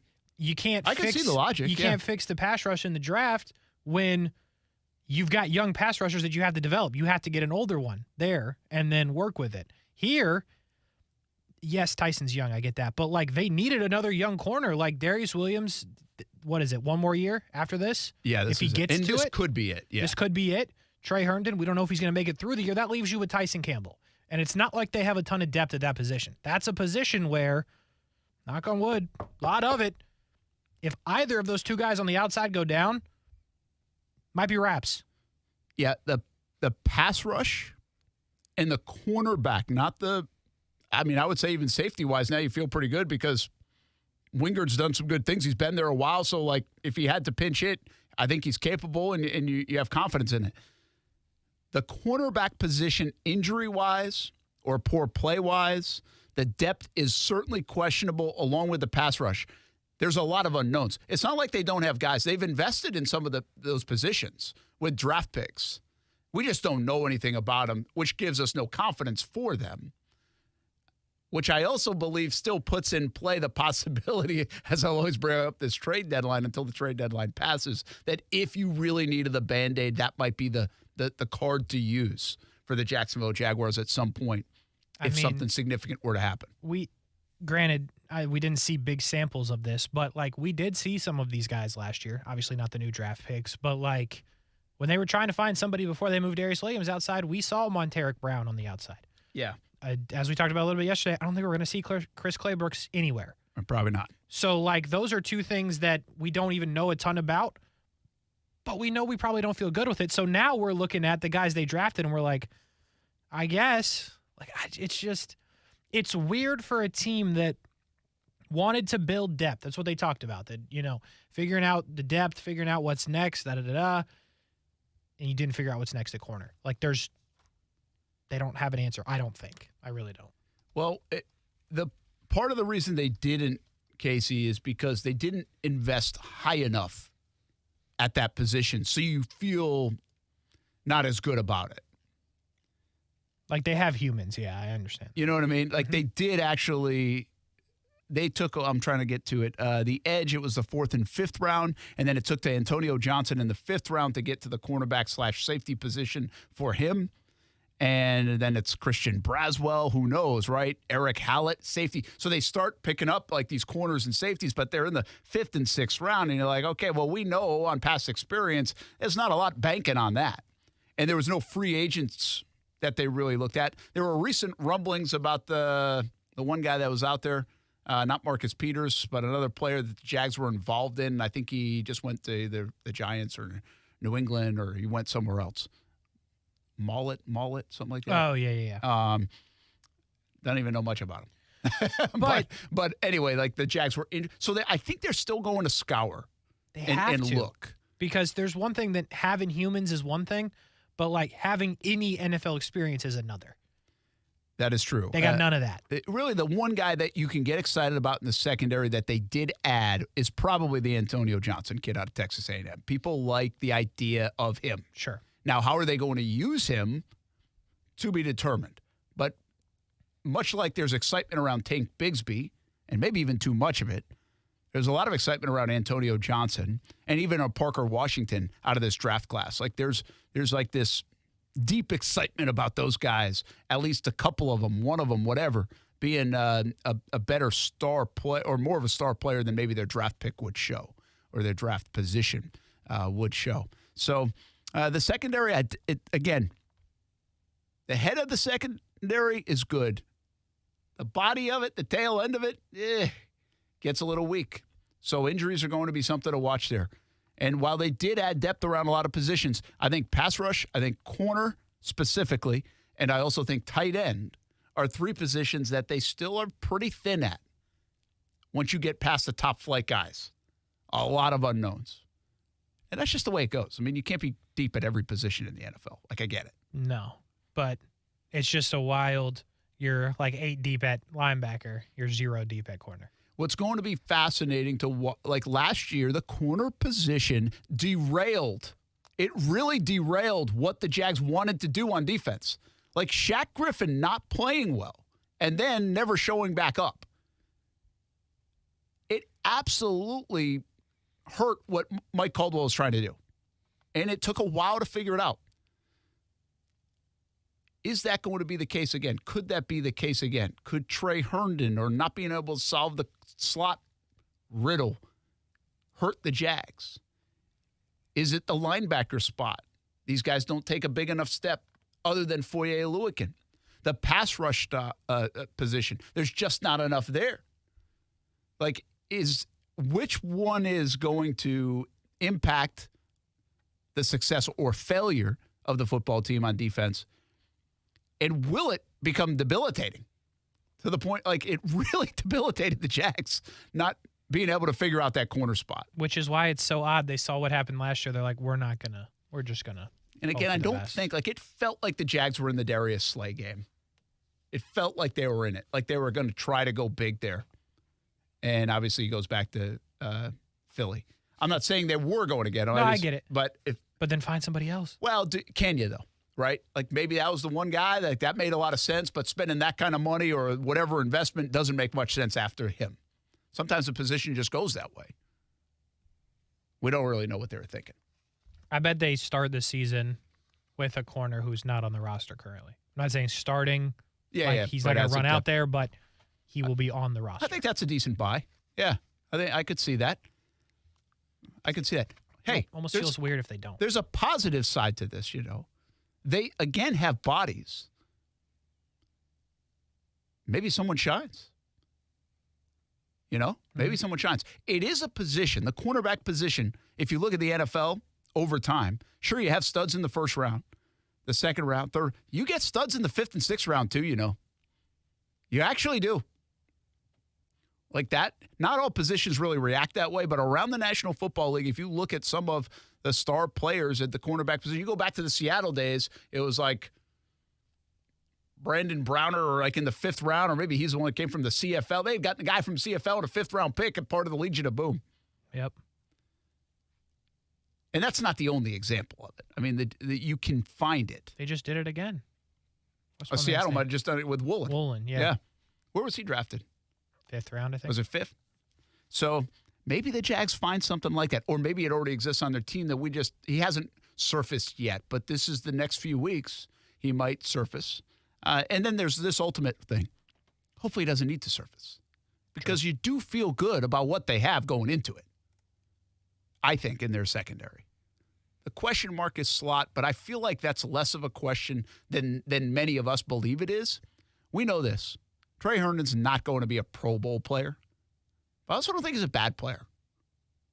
And I also don't think you're going to have 10 studs, 11 studs on defense. Like you're going to have some weaker positions. The rest of this defense with some of the players that they have should be able to help Trey Herndon's deficiencies out if he has some and pick them up. At least they have Tyson. Thank goodness. Thank you, Urban. And maybe more important than even the depth, Kasey, is Tyson Campbell taking another step to stardom. Because it is one of my questions for the Jacksonville Jaguars on defense. Take their offense right now and find me star players. There's Trevor. There's Etienne. There's Kirk and Ingram potentially in their spots. There's Ridley if he comes back to form. Brandon Sheriff has a resume that indicates he is one. They think a Luke Fortner or one of these tackles could be one. Like, there are candidates. Defensively, you have Josh Allen. You have Foye Oluokun. Outside of that, like, I'll put my guy against any other guy in the league. Tyson Campbell is getting there. Can he get there? Andre Sisco, can he get there? Can you find a Devin Lloyd, a Trayvon Walker, a Roy Robertson Harris, or Foley Fatukasi to get into the conversation? Not going to get them all. That's ridiculous. Can you get one more or two more positions to be like, this is one of the best dudes in the league at this position? Mm-hmm. Not to be the best, but he's one of the best. I think Tyson's on the verge. Josh Allen's on the verge. We've argued that all offseason, including yesterday. Foye Oluokun is the best tackler in the National Football League the last 2 years. There is no doubt about that. And so I think if another guy can step up and get into that, Sisco, heck, maybe it is Rayshon. If Rayshon plays lights out, which last year was a little inconsistent at times early in the season, if he plays lights out, he's going to put his name in that hat. Mm-hmm. But I really think you want it to come from Trayvon Walker, a Devin Lloyd, and Andre Sisco. And the reason why you want that is because that's a young dude that's going to be here for years to come in that role. It would make everybody feel better. Yeah, way better if it's a younger guy. So that's the position to look for the Jacksonville Jaguars. Here's the bottom line, folks. We know this. We've been saying it all offseason. We're going to see it tomorrow on the field for the first time in 2023. Jags have a good team. They have a good team. They have a great team. Come on. Can't go that far. But they have a good team. A team that appears to be on the rise. A team that is going to score points and be led by their offense. It's going to be play dictated by their offense. They have the coach QB combo. They should put points on the board. The defense has to do its job when asked. The defense does not have to lead the way. One of the big differences between 2017 good year going into 2018 and this last season, 2022 coming into 23, is this is not a defensive-oriented team. The league's offensive. The Jags have an offense that can compete. And obviously they got the quarterback and the coach that looks like can compete with everybody else. It all gets going tomorrow morning. Jags Camp 2023 will be out there tonight, by the way. I'm on my way over to the new Performance Center, and we'll have a 1-hour show at 7 o'clock on Fox 30. So you hope you can join our entire Action Sports Jax team on the TV side. And then tomorrow morning, be live on TV on Fox 30, CBS 47 from training camp. Doug Peterson talks at 8 a.m. Camp kicks off at 8:40 a.m., and we'll talk all about it tomorrow. And we've got extended coverage, TV, radio-wise, from here on out as football season is underway. Speaking of extended coverage, Overtime with Kuhrts and Middleton is on deck. Thanks for hanging out with us, Brent Friends on ESPN 690. We'll see you on TV tonight, CBS 47 and Fox 30.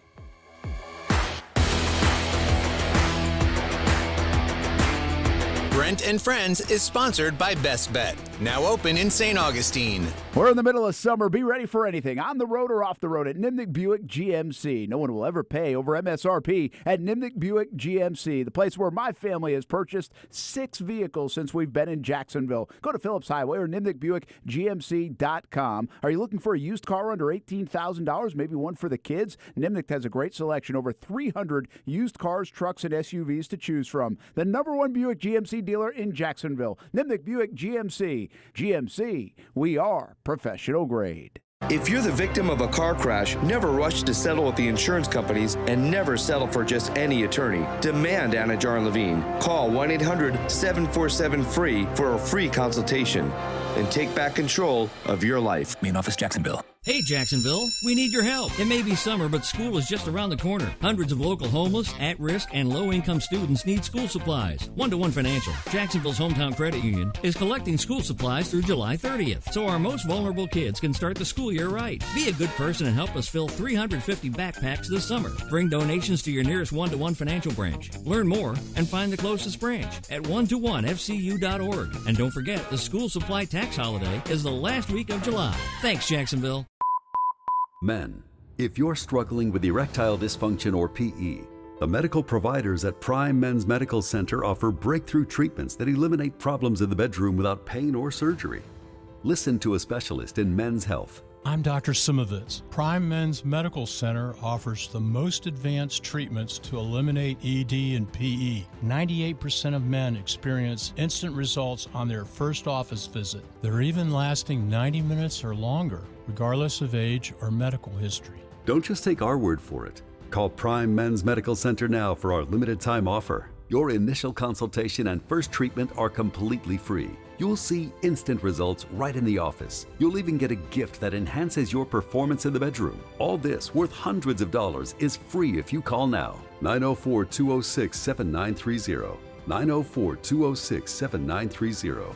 That's 904-206-7930. I'm John Morgan of Morgan & Morgan. We recently received a call from an injured person. The insurance company had offered them $11,000. We took the case over and got more than $2 million in court. Morgan & Morgan. Visit forthepeople.com for an office near you. Discover how good your water can be with the new Connecticut softener and drinking water system. Connecticut's twin tank non-electric softeners are the most efficient softeners available, and their drinking water systems remove up to 99% of contaminants. This month, you can get 50% off a Connecticut K5 drinking water system with a purchase of a Connecticut Premier Series softener. If you're not filtering your water, you are the filter. Don't be the filter. The experts at CGC Water Treatment and Plumbing will test your water for free and provide solutions that are right for you and your family. Imagine having clean, clear, purified water at your home. No more plastic bottles, no more waste, just great tasting, purified water that you can trust. Call 904-552-1242 or visit cgcwater.com. 904-552-1242 or cgcwater.com. Financing options available with approved credit. CGC Water Treatment and Plumbing are proud partners of the Jacksonville Jaguars, and I'm a proud customer of CGC Water Treatment and Plumbing, an authorized independent Connecticut dealer. Florida license number CFC 1428211. Welcome back to Total Wine. What brings you in today? Hey, Ruthie. I need help filling the ultimate beach cooler. Well, we have the most hard seltzers and amazing canned cocktails anywhere, like High Noon, Cutwater, White Claw, Truly, Topo Chico, Jack Daniels & Coke, Neutral Vodka Seltzer, and Cayman Jack Zero Sugar Margarita in cans. Wow. I'm going to be the king of the cooler. And we have them at the lowest prices in town. With the lowest prices for over 30 years, you'll always find what you love and love what you find. Only at Total Wine & More. Drink responsibly, be 21. Do you have heart failure and often hear, "Those stomach issues ruined your birthday"? "You're too tired to play catch, Grandpa." Sweetie, you haven't touched your tools since the carpal tunnel syndrome diagnosis. If these seemingly unrelated symptoms sound familiar, talk to your cardiologist and ask about transthyretin amyloid cardiomyopathy, or ATTR-CM, a rare and underdiagnosed disease that gets worse over time. Learn more at connecttoyourheart.com. That's connecttoyourheart.com. Sponsored by Pfizer. As the seasons change, one thing remains the same. Jacksonville and all of Northeast Florida are fueled by Celsius Essential Energy Drinks. If you spot ESPN 690 anywhere in the community, come hang with us and grab an ice-cold Celsius. We're dealing at Best Bet St. Augustine, the only card room and sports bar in St. Augustine, Florida. With nonstop action, poker games of all limits, exciting tournaments and table games, and a sports bar showing all the action, Best Bet St. Augustine has you covered. Don't miss our delicious dining options, serving breakfast, lunch, and dinner, and our always popular freshly made sushi. Best Bet St. Augustine is located at 800 Marketplace Drive off exit 311, where I-95 and State Road 207 meet. Learn more at bestbetjacks.com. Right now, American Window Products is offering the newest features in window technology with Ultra Dual Low E glass and insulated vinyl frames with magnet weather stripping on windows for an airtight seal to help reduce your energy usage, all at an affordable price. This exclusive offer is for a limited time, so act now to save big with 12 months, zero interest financing. Schedule a free estimate at AmericanWindowProducts.com. American Window Products, the window professionals. Financing at time of sale for new orders only. Take back your quality of life today. Don't give in to that constant joint pain. Get some help from QC Kinetics with a free consultation, 904-274-5522. Hey, everybody, it's Brent Martineau. QC Kinetics is helping people every day here in Jacksonville and across the country with their amazing non-surgical treatments that repair and restore damaged joint tissue. This incredible non-invasive approach helps you take back control of your body, relieving the pain in knees, hips, shoulders, or even the back. No invasive surgery, no harmful drugs or steroids, and no downtime. They use the latest advances in regenerative medicine, taking your own body's healing agents, concentrating them right in the area where you have the agonizing pain. Summertime needs to be about having fun, taking control of your quality of life, making memories on the golf course, hiking in the mountains, enjoying the outdoors. Take control now and start living pain-free again. Free consultation with QC Kinetics by calling 904-274-5522. 904-274-5522. QC Kinetics in Mandarin and Ponte Vedra. Have you seen your financial freedom wiped out by stock market volatility? It's Rich Jones. Consider investing in real estate funds from DLP Capital. Don Wenner is CEO and founder. DLP Capital has provided our investors with consistent double-digit returns by investing in cash-flowing residential real estate. For more than a decade, we have had zero losses, little volatility, and have shot above our return targets in all of our investment funds. Plus, we offer monthly distributions and tax shelter opportunities. To get your investor's guide and learn more, dial **invest on your cell phone or visit highyieldreturns.net. Get set for a good time for a good cause. Saturday, August 19th, 5:30 p.m. at the Rosen Center Hotel on iDrive in Orlando. The 4th annual Let's Kick Asthma Benefit Gala with a spectacular talent showcase and so much more. Get tickets now on the Let's Kick Asthma Facebook page. O'Reilly Auto Parts provides more than just the right parts for your repair. Our professional parts people can also offer free check engine light diagnosis. We can scan your vehicle and provide a list of possible fixes. Find the right parts for you or recommend a great local repair shop. Don't ignore your check engine light. Stop by your local O'Reilly Auto Parts. O'Reilly Auto Parts. Do you have heart failure and often hear, "Those stomach issues ruined your birthday"? "You're too tired to play catch, Grandpa." Sweetie, you haven't touched your tools since the carpal tunnel syndrome diagnosis. If these seemingly unrelated symptoms sound familiar, talk to your cardiologist. Ask about transthyretin amyloid cardiomyopathy, or ATTR-CM, a rare and underdiagnosed disease that gets worse over time. Learn more at connecttoyourheart.com. That's connecttoyourheart.com. Sponsored by Pfizer.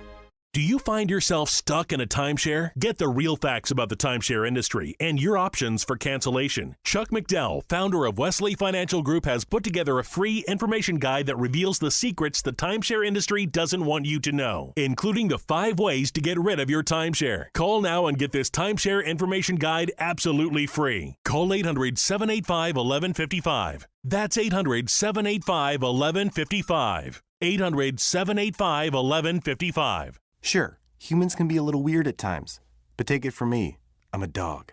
And a person is about the best thing that can happen to a shelter pet. So if you want to learn how you can be that person, get down to your local pet shelter or visit theshelterpetproject.org. Brought to you by the Ad Council. This weekend, unplug. Getting closer to nature can get you closer to your family. To find the forest nearest you, go to discovertheforest.org. Brought to you by the U.S. Forest Service and the Ad Council. Broadcasting live from the Anajar and Levine studios. Anajar and Levine Accident Attorneys. Call 1-800-747-FREE. That's 1-800-747-3733. WOKV Jacksonville. Listen live everywhere you go on ESPN690.com. ESPN 690, a Cox Media Group station. This is SportsCenter. I'm Christine Lisi. Bronny James, the 18-year-old son of Lakers superstar LeBron James, is hospitalized in stable condition a day after going into cardiac arrest during a USC basketball practice. He's out of the ICU.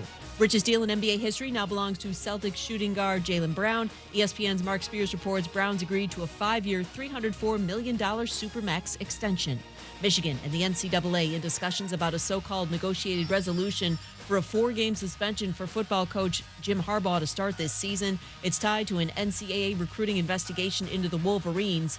ESPN radio host Harry Douglas. Why does it have to be the first 4 games? Because to me, when I'm looking at their schedule, why it can't be the last 4 versus Purdue, Penn State, Maryland, Ohio State? That would leave a bigger imprint versus suspending him for the first 4 games versus East Carolina, UNLV, Bowling Green, and Rutgers. Harry Douglas on ESPN Radio Afternoons. ESPN's Jeremy Fowler reports Cowboys star corner Trayvon Diggs finalizing a 5-year, $97 million extension, $42 million guaranteed.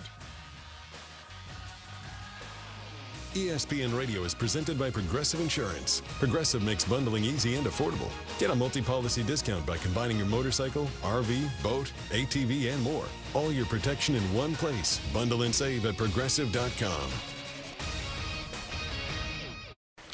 Hello, it's me, the designer jeans in your closet. The back of your closet. What am I doing here? Would you keep caviar in the back of your fridge with the ketchup and old milk?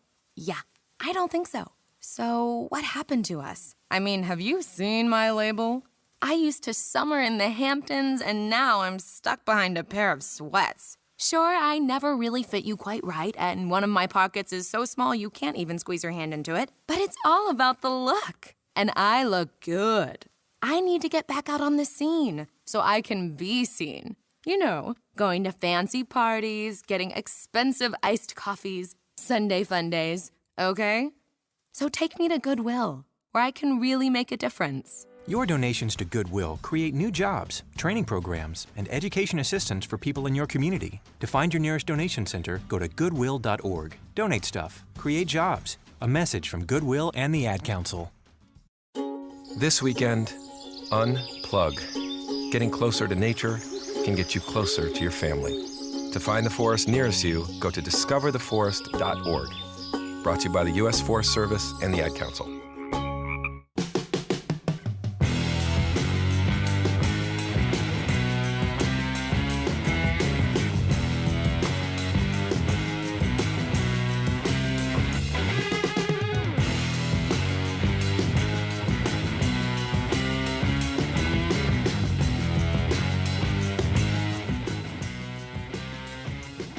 What's going on a Tuesday? Overtime with Kuhrts and Middleton, ESPN 690. I am missing a mouse in which I need. I will get it in just a second. Hey, that boy Brian, I see you. If you're on the radio, nothing happened. Nothing. You're in your car, You're like, what is he talking about? Nothing happened. You'd be correct. If you're on the stream, you now see the boys. That is thanks to Brian Middleton, because I did not have the correct mouse. Anyway, as you may have seen on social media today, the boys is in the building. The Jacksonville Jaguars reported to the Miller Electric Performance Center. And bright and early tomorrow morning, Santa's not coming to town, but it feels like it. Practice will be a happening for the Jaguars. How about that? No more bathing in the upstart energy of last season. It's no true. more being able to be like, hey, man, look at these dark horses. They're playing with house money. Ain't no house money. There is no more house money. You're right about that. Man, that sucks a little bit. Kind of. But hey, football. I just posted, because the NFL posted via the Jaguars, the Rayshon Jenkins Dallas Cowboy game winner. Ah. And I was just like, That was great. Oh, man, that felt good. I remember that time right there, man. It wasn't at that point in time, Kasey, it was starting to get cold when the sun went down. Yes. But it wasn't cold when the sun was up. You know how Florida do. Mm-hmm. You know. And I was like, yeah, I remember that, man. Huh? Oh, boy. Gone over. That's done. Tomorrow. At what time? Doug Peterson talks at 8 a.m. 8 a.m. tomorrow. I see what our A, B, and C block is going to be tomorrow. Just A and B block because we have Jacksonville Jumbo Shrimp Baseball. Oh, okay, yeah. No C block. I stopped it. Okay. Yeah. You thought you were on the other one. Yeah. I stopped it. By the way, tomorrow scheduled for Jumbo Shrimp Baseball, the Gwinnett Stripers are in town. That's the Braves AAA. Scheduled tomorrow, Max Fried, the World Series champion, Cy Young, not winner, but was in the conversation a year ago. One of the best arms the Braves have is scheduled to make a rehab start tomorrow against the Jumbo Shrimp. So here's what's going on in the sports complex tomorrow. You got day one of training camp. You have high school media day, high school football media day. And you've got Max Fried making a rehab start against the Shrimp. A lot going on down there tomorrow. Yeah, man. Tonight, the Shrimp will play, though. Then it's game one of the series against the Gwinnett Stripers. I believe, if it doesn't happen, don't at me.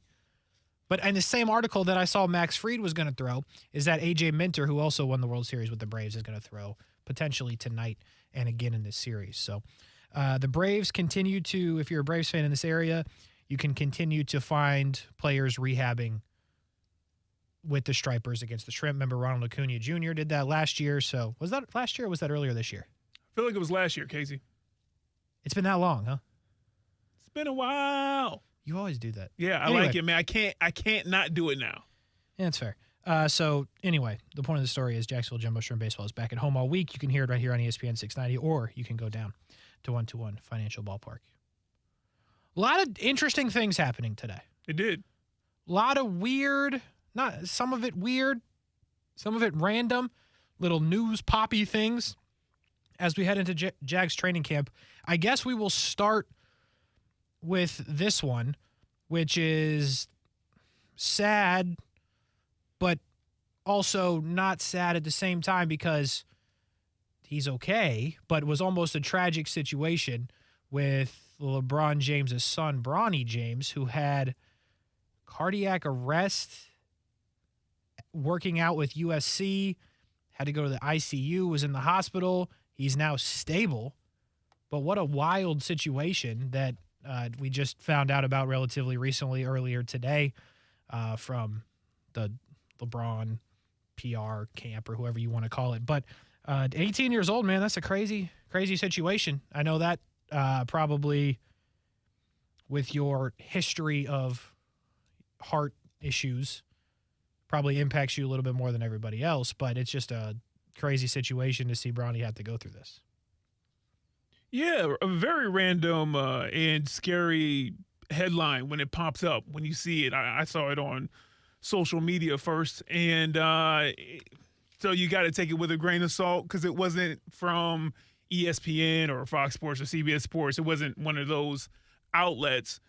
So, once I saw that and dug into it a bit more, Kasey, then I was like, oh, that's wild. That is wild. I will say I read, and this is all alleged, so I'm not reporting anything that I know to be truly factual, but myocarditis is what is being tossed out there, and that could be internet doctors.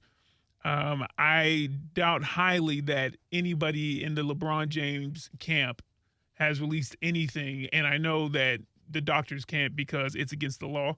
Right. And you're right, Kasey. You know, my deal was cardiomyopathy, almost like a switching of the words, some of the words that you just heard prior for what they're saying about Bronny. Some people are suggesting about Bronny. That was my deal. And I won't bore you with all the details because this is not a WebMD show, not a Google MD show. We don't play we play doctors. We're not really doctors, right? On On we got the Thursdays. coats and everything. Yeah, you know what I mean? Overtime doctors. Cool, calm, collected. On Thursdays right now. Well, football's back. Maybe not. Anyway, my point is this, Kasey. It's scary at any age. When I had my transplant, I guess, you know, I'm considered at a young age. That's what the docs say. And, you know, unfortunately for that family, and I don't speak of this lightly, but the individual whose heart I carry now, Levi, I'll say his name, he was younger than me. And so it's crazy to go through that experience. But at that point, being a young man, it's crazy in any scenario. However, my time at the Mayo, where I got my transplant, I was able to talk, and you see some of the same people when you're doing some of the rehab and some of the things that they have for you when you're in the hospital for months on end, and you see some of the same people, and the age ranges change. You know, everybody's not late 20s or early 30s. You have kids in there, you have people who are older in there, and I got to, you know, see and I guess hang out with some of the kids. It sounds a little weird, but like you would go to like an art thing, or they would have dogs come in for therapy or stuff like that. So you go into certain rooms. And my point is this. I always thought that anybody who goes through any kind of medical issue, especially a major one, you're a fighter if you come out on the other end. Some people believe, you know, they have, like myself, have a strong sense of faith and attribute a lot of the stuff that you're able to get through because of that. But other people, they may not share that sentiment. Regardless of what your beliefs are, if you get through to the other side, and even if you don't, if you're just fighting, man, you're super brave. But I think there's a special level for kids. And I know Bronny is 18. So, okay, he can, you know, go to war, or he can vote. You know, he's been able to drive for a couple of years. I get that. He's a kid. He's a kid. So going through that situation, and on top of him being an elite athlete, it's got to be freaking him out to a certain degree, and his parents. No doubt. But like you said, Kasey, as I hand it back to you, he's stable. And the one thing that they tell you in the hospital, even when you're waiting, if you're waiting on surgery, if you're being diagnosed and they're trying to figure out what's wrong with you, they try to keep you active. They try to keep you moving. You may have a special diet depending on whatever infirmities you have. But they're like, the better you can stay active, the more you can keep your body in shape, either going into this illness or as you're going through whatever the situation is. The better your chances are on coming out on the other end of this, hopefully unscathed, you know, mostly. And so you think about Bronny, a McDonald's All-American, kid's in shape. You know, he's not, you know, out of shape or anything, an elite athlete. So you know he has the best doctors. You know he has the best medical teams that money can buy. So you just, in my case, you know, if you pray. If you don't, you know, I know you send your best wishes to him, because this isn't about sports. This is a kid who, whether he ever played basketball again, which I think he will, but whether he ever played basketball again, Kasey, everybody wants to see like that next generation, the younger generation. Heck, your generation, they got so much life ahead of them. You don't want to see these kind of things happen to anybody, but especially the youth. Yeah, it's well said. It's just 18 years old, man, wild situation. There's no other way to put it. But to your point that you said there at the end, the best doctors that money can buy. There's no doubt. And, we hope for a speedy recovery. But crazy, man. Yeah, that's wild. 18 years old. I thought about the Keontae Johnson situation. I know most people did as well. Keontae obviously pulled through that in what was I would say probably the most terrifying thing I've seen in my life. But then it happened again with DeMar Hamlin. And, it's just something now that both terribly awful and all these injuries that you see, sports on TV, it's just things that you stick with you in your head, obviously, if you saw it. But obviously, if you're in that moment, it's a little more than sticking with you in your head. But crazy that we keep seeing it, and just even more I don't even know if impressive is the right word, but even more crazy, I guess I'll stick with, is that we've seen these guys pull through. So hopefully Bronny can do the same. And, one more thing, Kasey, because it was a fight on Twitter or X, or it's X. I think it's X. On X. And, it was a fight. I almost chimed in because someone was like, you're just seeing it more now because of social media. Like, you have more outlets that'll reach you. And I was like, no, you're not. No, not this. Cardiac arrest and elite athletes. No, I don't remember a time being on this earth where it was like, hey, every 3 to 6 months, you know what we got? Yeah. Now, I know there's been situations. There was a kid a long time ago, if you're a college basketball junkie, which I'm not, but I know the story. I believe it was it's either like LMU or Old Dominion, one of these games where in the 1990s, early 90s, where he passed out. It was a heart condition, and he didn't make it through. Mm-hmm. And I'm sure you can point to things over the past 30 years where you're just like, oh, they had a heart condition. This feels like we have seen it happen every 4 to 6 months. And it's not even with just the big names that you know. You know DeMar Hamlin. Keontae Johnson. Bronny. You'll hear stuff randomly in a news 15-second reader, 30-second reader. Tanika Hughes is telling you, and you're just like, what happened? Mm-hmm. Some kid in Ohio, he passed out. It wasn't just heat stroke. It was something with his heart. And it's just like, what is going on? What's happening? Yeah. So it's a little bit creepy in that sense as well, Kasey. Yeah, it's wild world we're living in, Brian. But just not something you expect to see, but to your point, it is becoming more regular, which is certainly not a good thing. No good way to transition out of it. I'm going to try my best by just doing it as we continue on with the news of the day. Moving to and actually, let's go to the college football side first, because we didn't really talk about this on Brent Friends. And just a quick, if you haven't seen it yet, Jim Harbaugh, the head coach of Michigan, is facing a 4-game suspension having to do with a recruiting investigation, some COVID protocols, all kinds of things. But it looks like it's going to be 4 games of suspension for Jim Harbaugh. If you're wondering, the first 4 games on Michigan's schedule are East Carolina, UNLV, Bowling Green, and Rutgers. There you go. Take an extra vacation for a month. Good for you, Jim. If you're going to cheat, okay, and get suspended, do it against what? Bowling Green? Bowling Green, East Carolina, UNLV, Rutgers. Trinity Christian can beat at least 2 of those teams. Okay, right. At least 2 of those teams. Trinity Christian would give them heck. Holy smokes. Harry Douglas actually made a good point about this earlier on ESPN 690 before Brent Friends. If you really want to make an impact, you suspend them the last 4 games. That would be wild. Purdue, Penn State, Maryland, Ohio State. Oh, man, that would be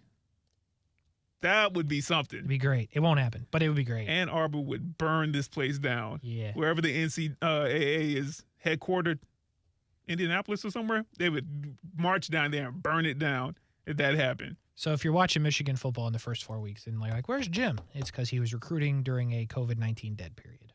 That was the reason given for the 4-game suspension that he is facing. Brock Purdy cleared and ready to go, according to the San Francisco 49ers. Yeah, saw it. My church buddy. Brian's church buddy. Do you think he starts week 1? Yeah, I do. Yeah, absolutely. Yeah, I do too. I think that his elbow's they're probably slow playing this, but I bet you he is probably even further along than, like, if the season was in the next month. Well, the season isn't the next month. You know what I'm trying to say. If the season was, never mind. My point is, I think that he's ready to go, Kasey. Take it back. I think they have to start him too, because there is a Trey Lance part of the conversation, but I think they have to start Brock Purdy doing what he did at the end of the season last year. The Cowboys extend Trayvon Diggs 5 years, $97 million. They do this while Zach Martin decides to not show up for camp because he's severely underpaid. I may remind you, Zach Martin is a 99 overall in Madden, which obviously means something. Trayvon Diggs, 5 years, $97 million. Were you surprised to see it come across? The X? Heck yes. Yeah, absolutely. But he's a big risk, big reward. Mm-hmm. And he's shown up more times than he hasn't, Kasey. I'm surprised, but good on him. The Diggs brothers, if they don't do anything else, they going to complain, but they going to show up and they going to get paid. Mm-hmm. That's what I do know. So good for him. It's an interesting decision to make when you got Zach Martin not coming because he's not paid well enough, and he's one of the best, if not the best, at his position. Yeah. It's an interesting time to pay somebody, but apparently Jerry Jones knows what he's doing. My computer just died. Okay. Right in front of my face. Don't use it a lot, but it is no longer with us. The last thing that was on my computer that I wanted to touch on was Saquon Barkley, who did not reach a long-term extension with the Giants, did not sign the franchise tag, and now has done something that hasn't been done in a very long time. He signs a 1-year deal to avoid the tag, not a long-term deal, and to play for the Giants. The tag was just under $10.1 million. So, Kasey, how much did Saquon sign for? Had to be much more than $10.1 million. Saquon signed for $11 million. $900,000 more than he was complaining about. Not necessarily the biggest part of this. The biggest part of this, according to Adam Schefter, is the Giants will not be allowed. They've negotiated whatever, but the point is the Giants will not tag Saquon Barkley next year. Yeah. So basically what this was is for $900,000 more, Saquon's going to be free next year. Doesn't mean he's not going to re-sign with the Giants. I'm sure he won't. But that is the big part of this. The Giants win because they now get Saquon this year for $11 million, which still feels like a pretty good deal. Saquon, I guess, wins because he gets to be free next year. But this whole thing has been so odd. All of this week's worth of Saquon saying this and the Giants doing this and not signing the deal, not getting the long-term done. Saquon's tweeting it is what it is. Boom, boom. And it was all for $900,000? I don't think so. I think that the negotiating part of this was you can't franchise me again. And because you can't do that, okay, I'll play a little game. And I'll play it with the chip on my shoulder because Saquon's 26, and he has a lot of wear and tear. He's had some injuries, but he'll still be in the sweet-ish spot for a running back. And because we think, or I think he's an outlier, one of those running backs, a Derrick Henry, a Nick Chubb, a guy who can extend his skill set and his abilities into his potentially late 20s, maybe the age of 30, and be the kind of, or close to the kind of effective back that he is right now. I think that's a shrewd move that you can do in the situation that you're in if you're a running back in the NFL. You're like, all right, I'll play your game because I can leverage not coming in. Right. But that's which clearly he didn't want to do. Right. That's clear. But I for the extra $900,000 on top of the fact that you can't franchise me again. That's the big part. Yeah. I think that's the best thing you can do. I mean, it's reported how they had the top 15 running back Zoom chat. I believe it was over the weekend or something like that. But obviously Saquon didn't like what he heard on there because he ran right to the Giants for it. You think that's what it was? Like, here's the thing. Like, $11 million to do anything's good money if you can find it, right? True. So, like, Saquon, good for him. He's about to get $11 million this year. Shout out to him. But it feels like the Giants won this thing. Like, they didn't have to pay him a long-term deal, which clearly nobody wants to do for a running back. He's going to show up, and they only have to pay him $900,000 more than they were going to have to pay him if he did show up on the tag. Yeah, you might not have him long-term, but clearly they weren't interested in that. So it feels like the Giants just won here, and, like, I have a hard time. And, again, I don't really care what happens with the Giants, to be honest with you. I don't care at all. But, like, part of me is like, damn, Saquon, stand for something. Like, it feels like you just ran right back to him. They need you. Like, I think we're all in agreement. They need him more than Saquon needs the Giants, at least this year. Because the other option was sit out. But, like, the Giants would have been a bad team without him, I believe.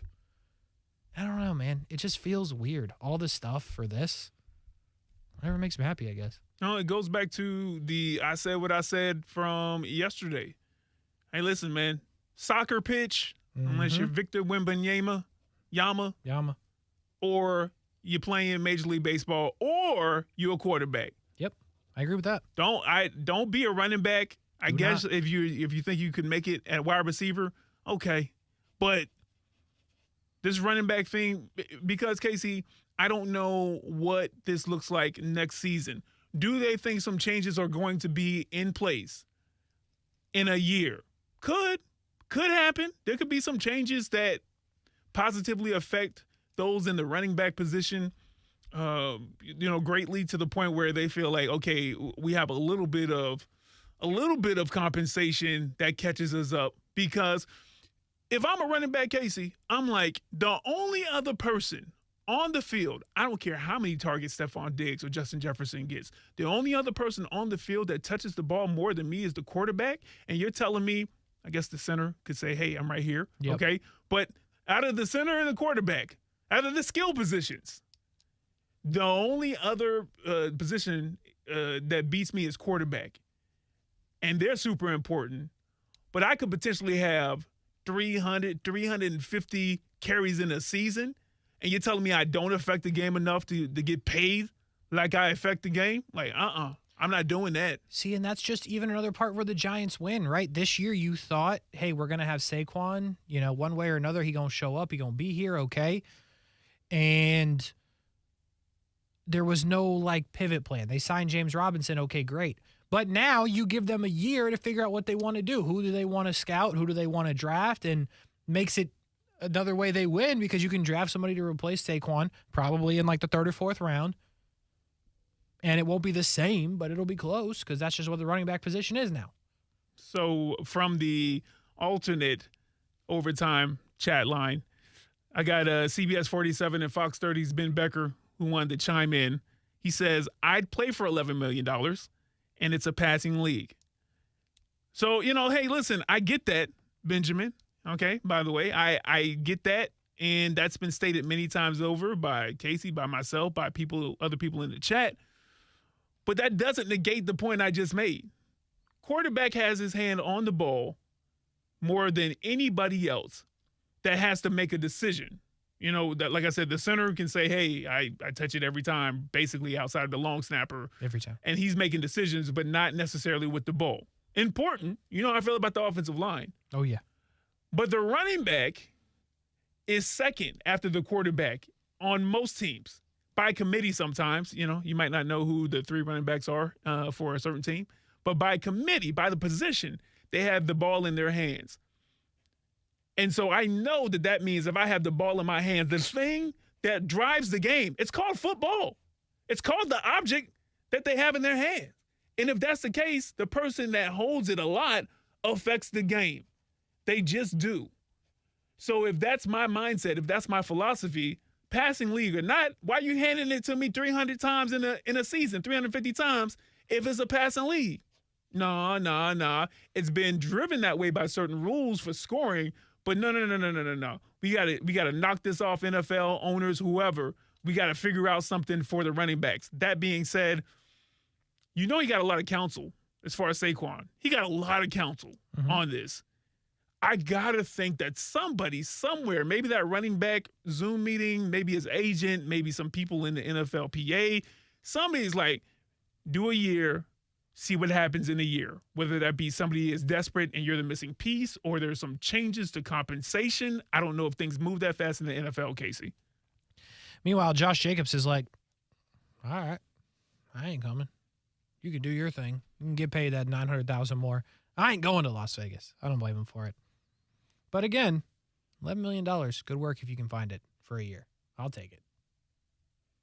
And it is a passing league. No, you and Ben, right there.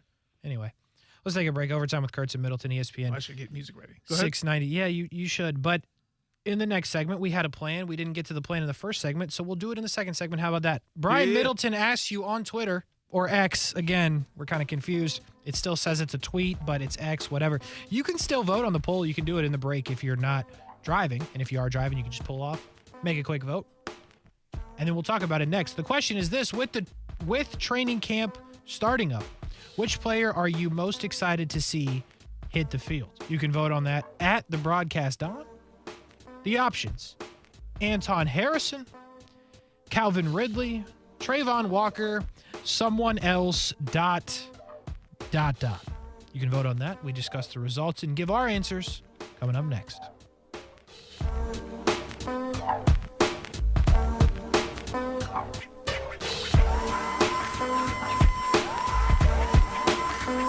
Now, the First Alert forecast on ESPN 690.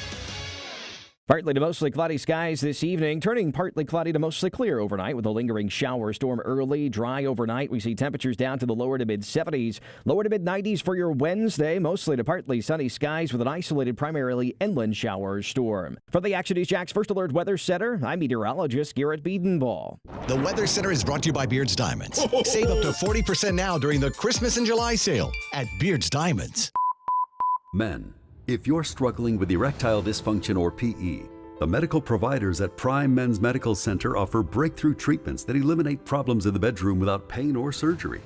Listen to a specialist in men's health. I'm Dr. Simovitz. Prime Men's Medical Center offers the most advanced treatments to eliminate ED and PE. 98% of men experience instant results on their first office visit. They're even lasting 90 minutes or longer, regardless of age or medical history. Don't just take our word for it. Call Prime Men's Medical Center now for our limited time offer. Your initial consultation and first treatment are completely free. You'll see instant results right in the office. You'll even get a gift that enhances your performance in the bedroom. All this, worth hundreds of dollars, is free if you call now. 904-206-7930. 904-206-7930.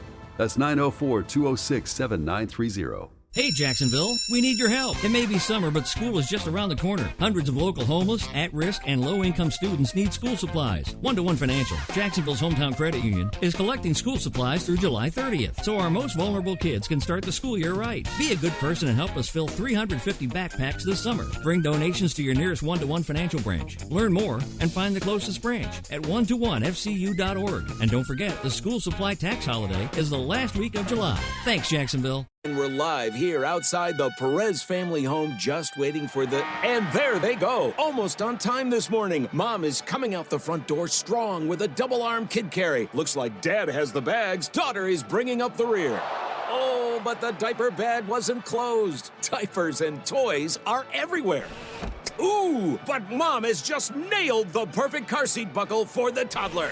And now the eldest daughter, who looks to be about 9 or 10, has secured herself in the booster seat. Dad zips the bag closed, and they're off. But looks like Mom doesn't realize her coffee cup is still on the roof of the car. And there it goes. Oh, that's a shame. That mug was a fam favorite. Don't sweat the small stuff. Just nail the big stuff, like making sure your kids are buckled correctly in the right seat for their age and size. Learn more at nhtsa.gov/the right seat. Visit nhtsa.gov/the right seat. Brought to you by NHTSA and the Ad Council. Hey, Jen, sorry I'm late. I had to stop for gas. Yeah, I can't believe how much it costs for gas now. I know, everyone's still talking about how much gas is, but I never pay full price. I just use the free Upside app, and I get cash back for every gallon of gas I buy. Wait a minute. Are you saying you actually get paid real cash when you buy gas with the Upside app? Yeah, I earn back up to 25 cents a gallon every time I buy gas. What? That sounds like it could really add up. It sure does. I've made over $300 already. Wow, that's serious extra money. I'm downloading the free Upside app now. Download the free Upside app to earn real cash back every time you buy gas. Use promo code CAR3 for an extra 25 cents per gallon cash back in your first fill-up. You can cash out anytime right to your bank account, to PayPal, or an e-gift card. Just download the free Upside app and use promo code CAR3 for a 25 cents per gallon bonus in your first tank. That's code CAR3 for 25 cents per gallon cash back in your first fill-up. Cashback's not available in gas in New Jersey and Wisconsin. Stay with ESPN 690 for your chance to see and hear our special events in the Farah and Farah Performance Studio throughout 2023. Powered by Farah and Farah and ESPN 690, Jacksonville's home for ESPN Radio.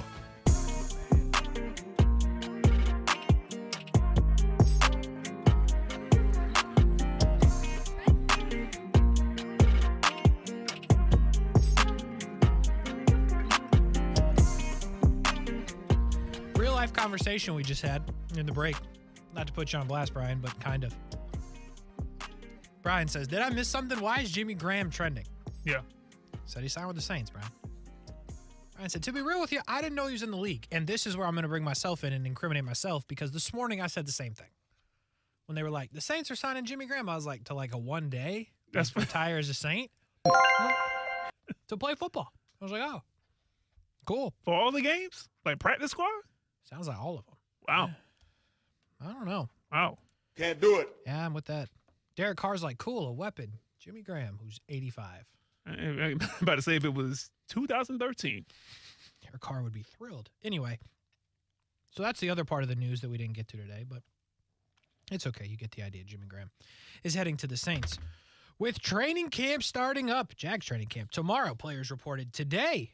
Which player are you most excited to see hit the field? This is Overtime with Kuhrts and Middleton, by the way.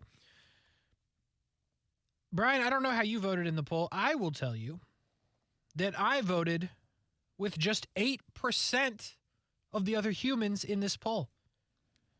I will first tell you that 2% of you voted on someone else. And to be honest, I am shocked that 2% of you voted for someone else, because when me and Brian were texting about putting up a poll, I couldn't even come up with a fourth option other than Trevor. But yeah, that'd skew it. Yeah. Now, granted, we both knew how this was going to turn out, but 2% of y'all trying to see someone else, I appreciate that. I'm guessing a lot of them are like rookies, like Parker Washington, because there's always that receiver who's like a rookie that, you know, pops in camp. Brenton Strange. I'm guessing that's what that is. 8% of y'all voted with me. Anton Harrison. This seems like something you would vote for as well. Did you vote Anton Harrison? I didn't. Really? I didn't. I voted Anton Harrison. And it goes back to what we talked about yesterday. He's a first-round pick, clearly. But moving positions, when you pretty much have an opportunity to play him at the position in which he played in college, that pick meant you didn't draft the corner highly. So now you're kind of rocking with the secondary in which you have. So there's a lot of reasons why I'm interested in seeing Anton Harrison. But the main one is, can he play right tackle? I don't want to like over dramatize it, because we're really not going to know after practice if he can play right tackle, but I at least want to see what it looks like.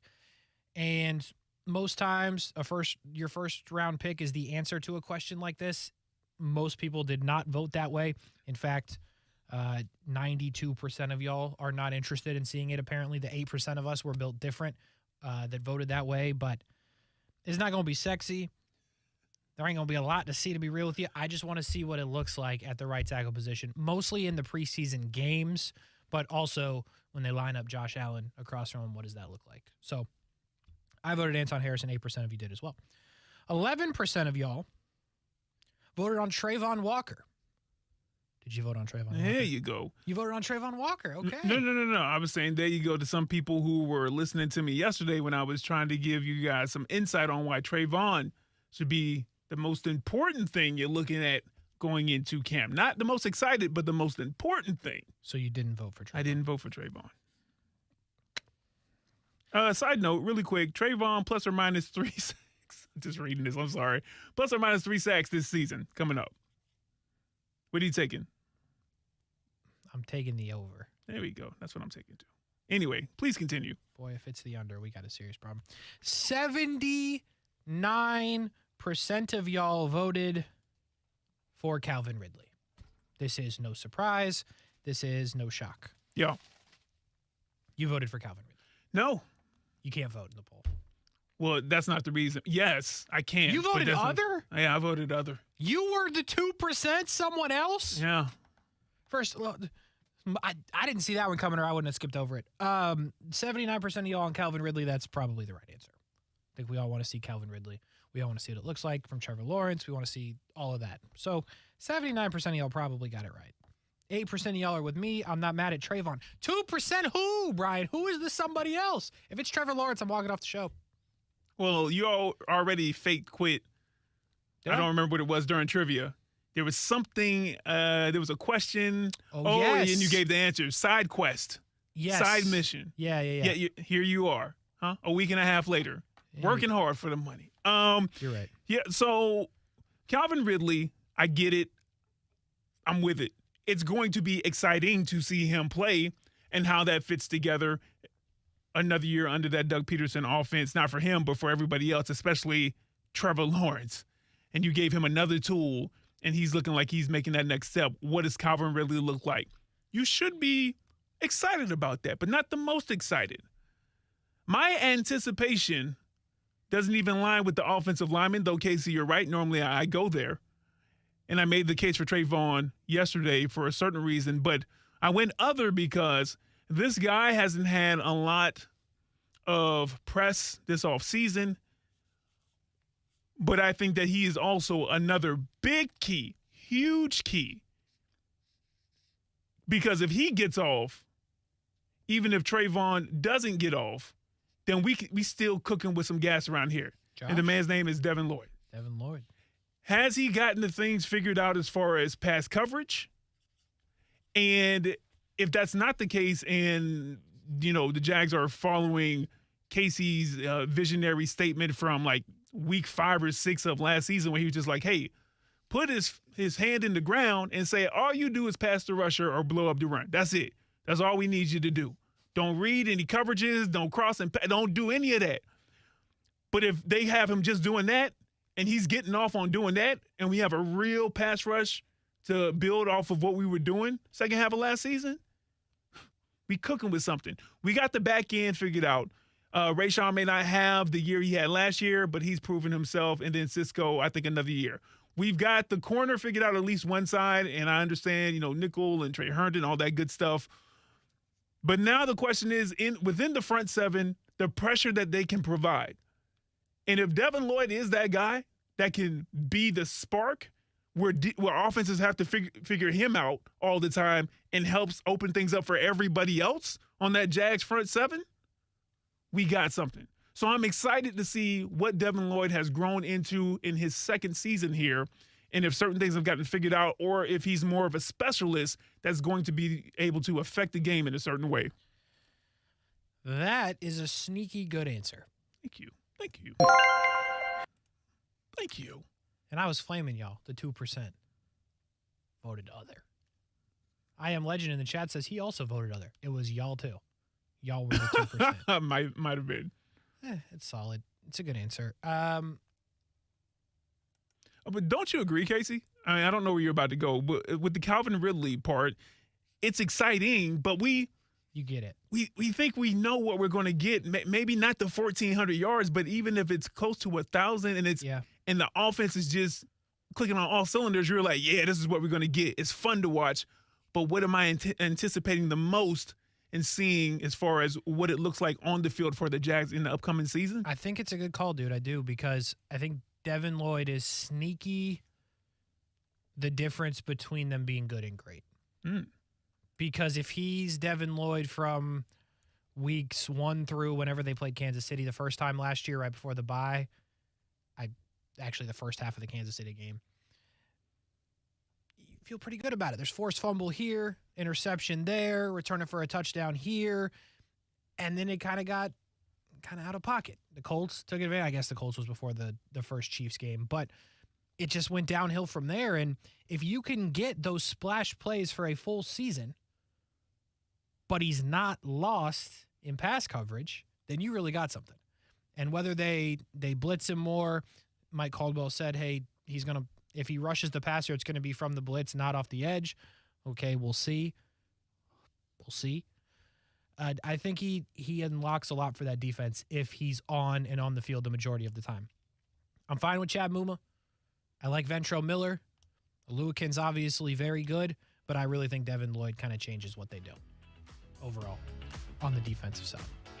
It's a good pick, Brian. Well done. As usual. Thank you.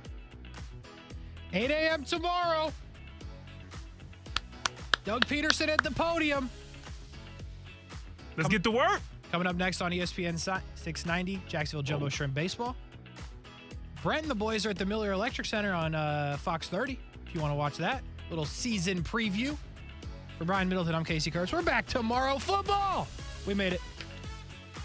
I want to eat a spicy chicken in my Tesla. Is it too much to ask?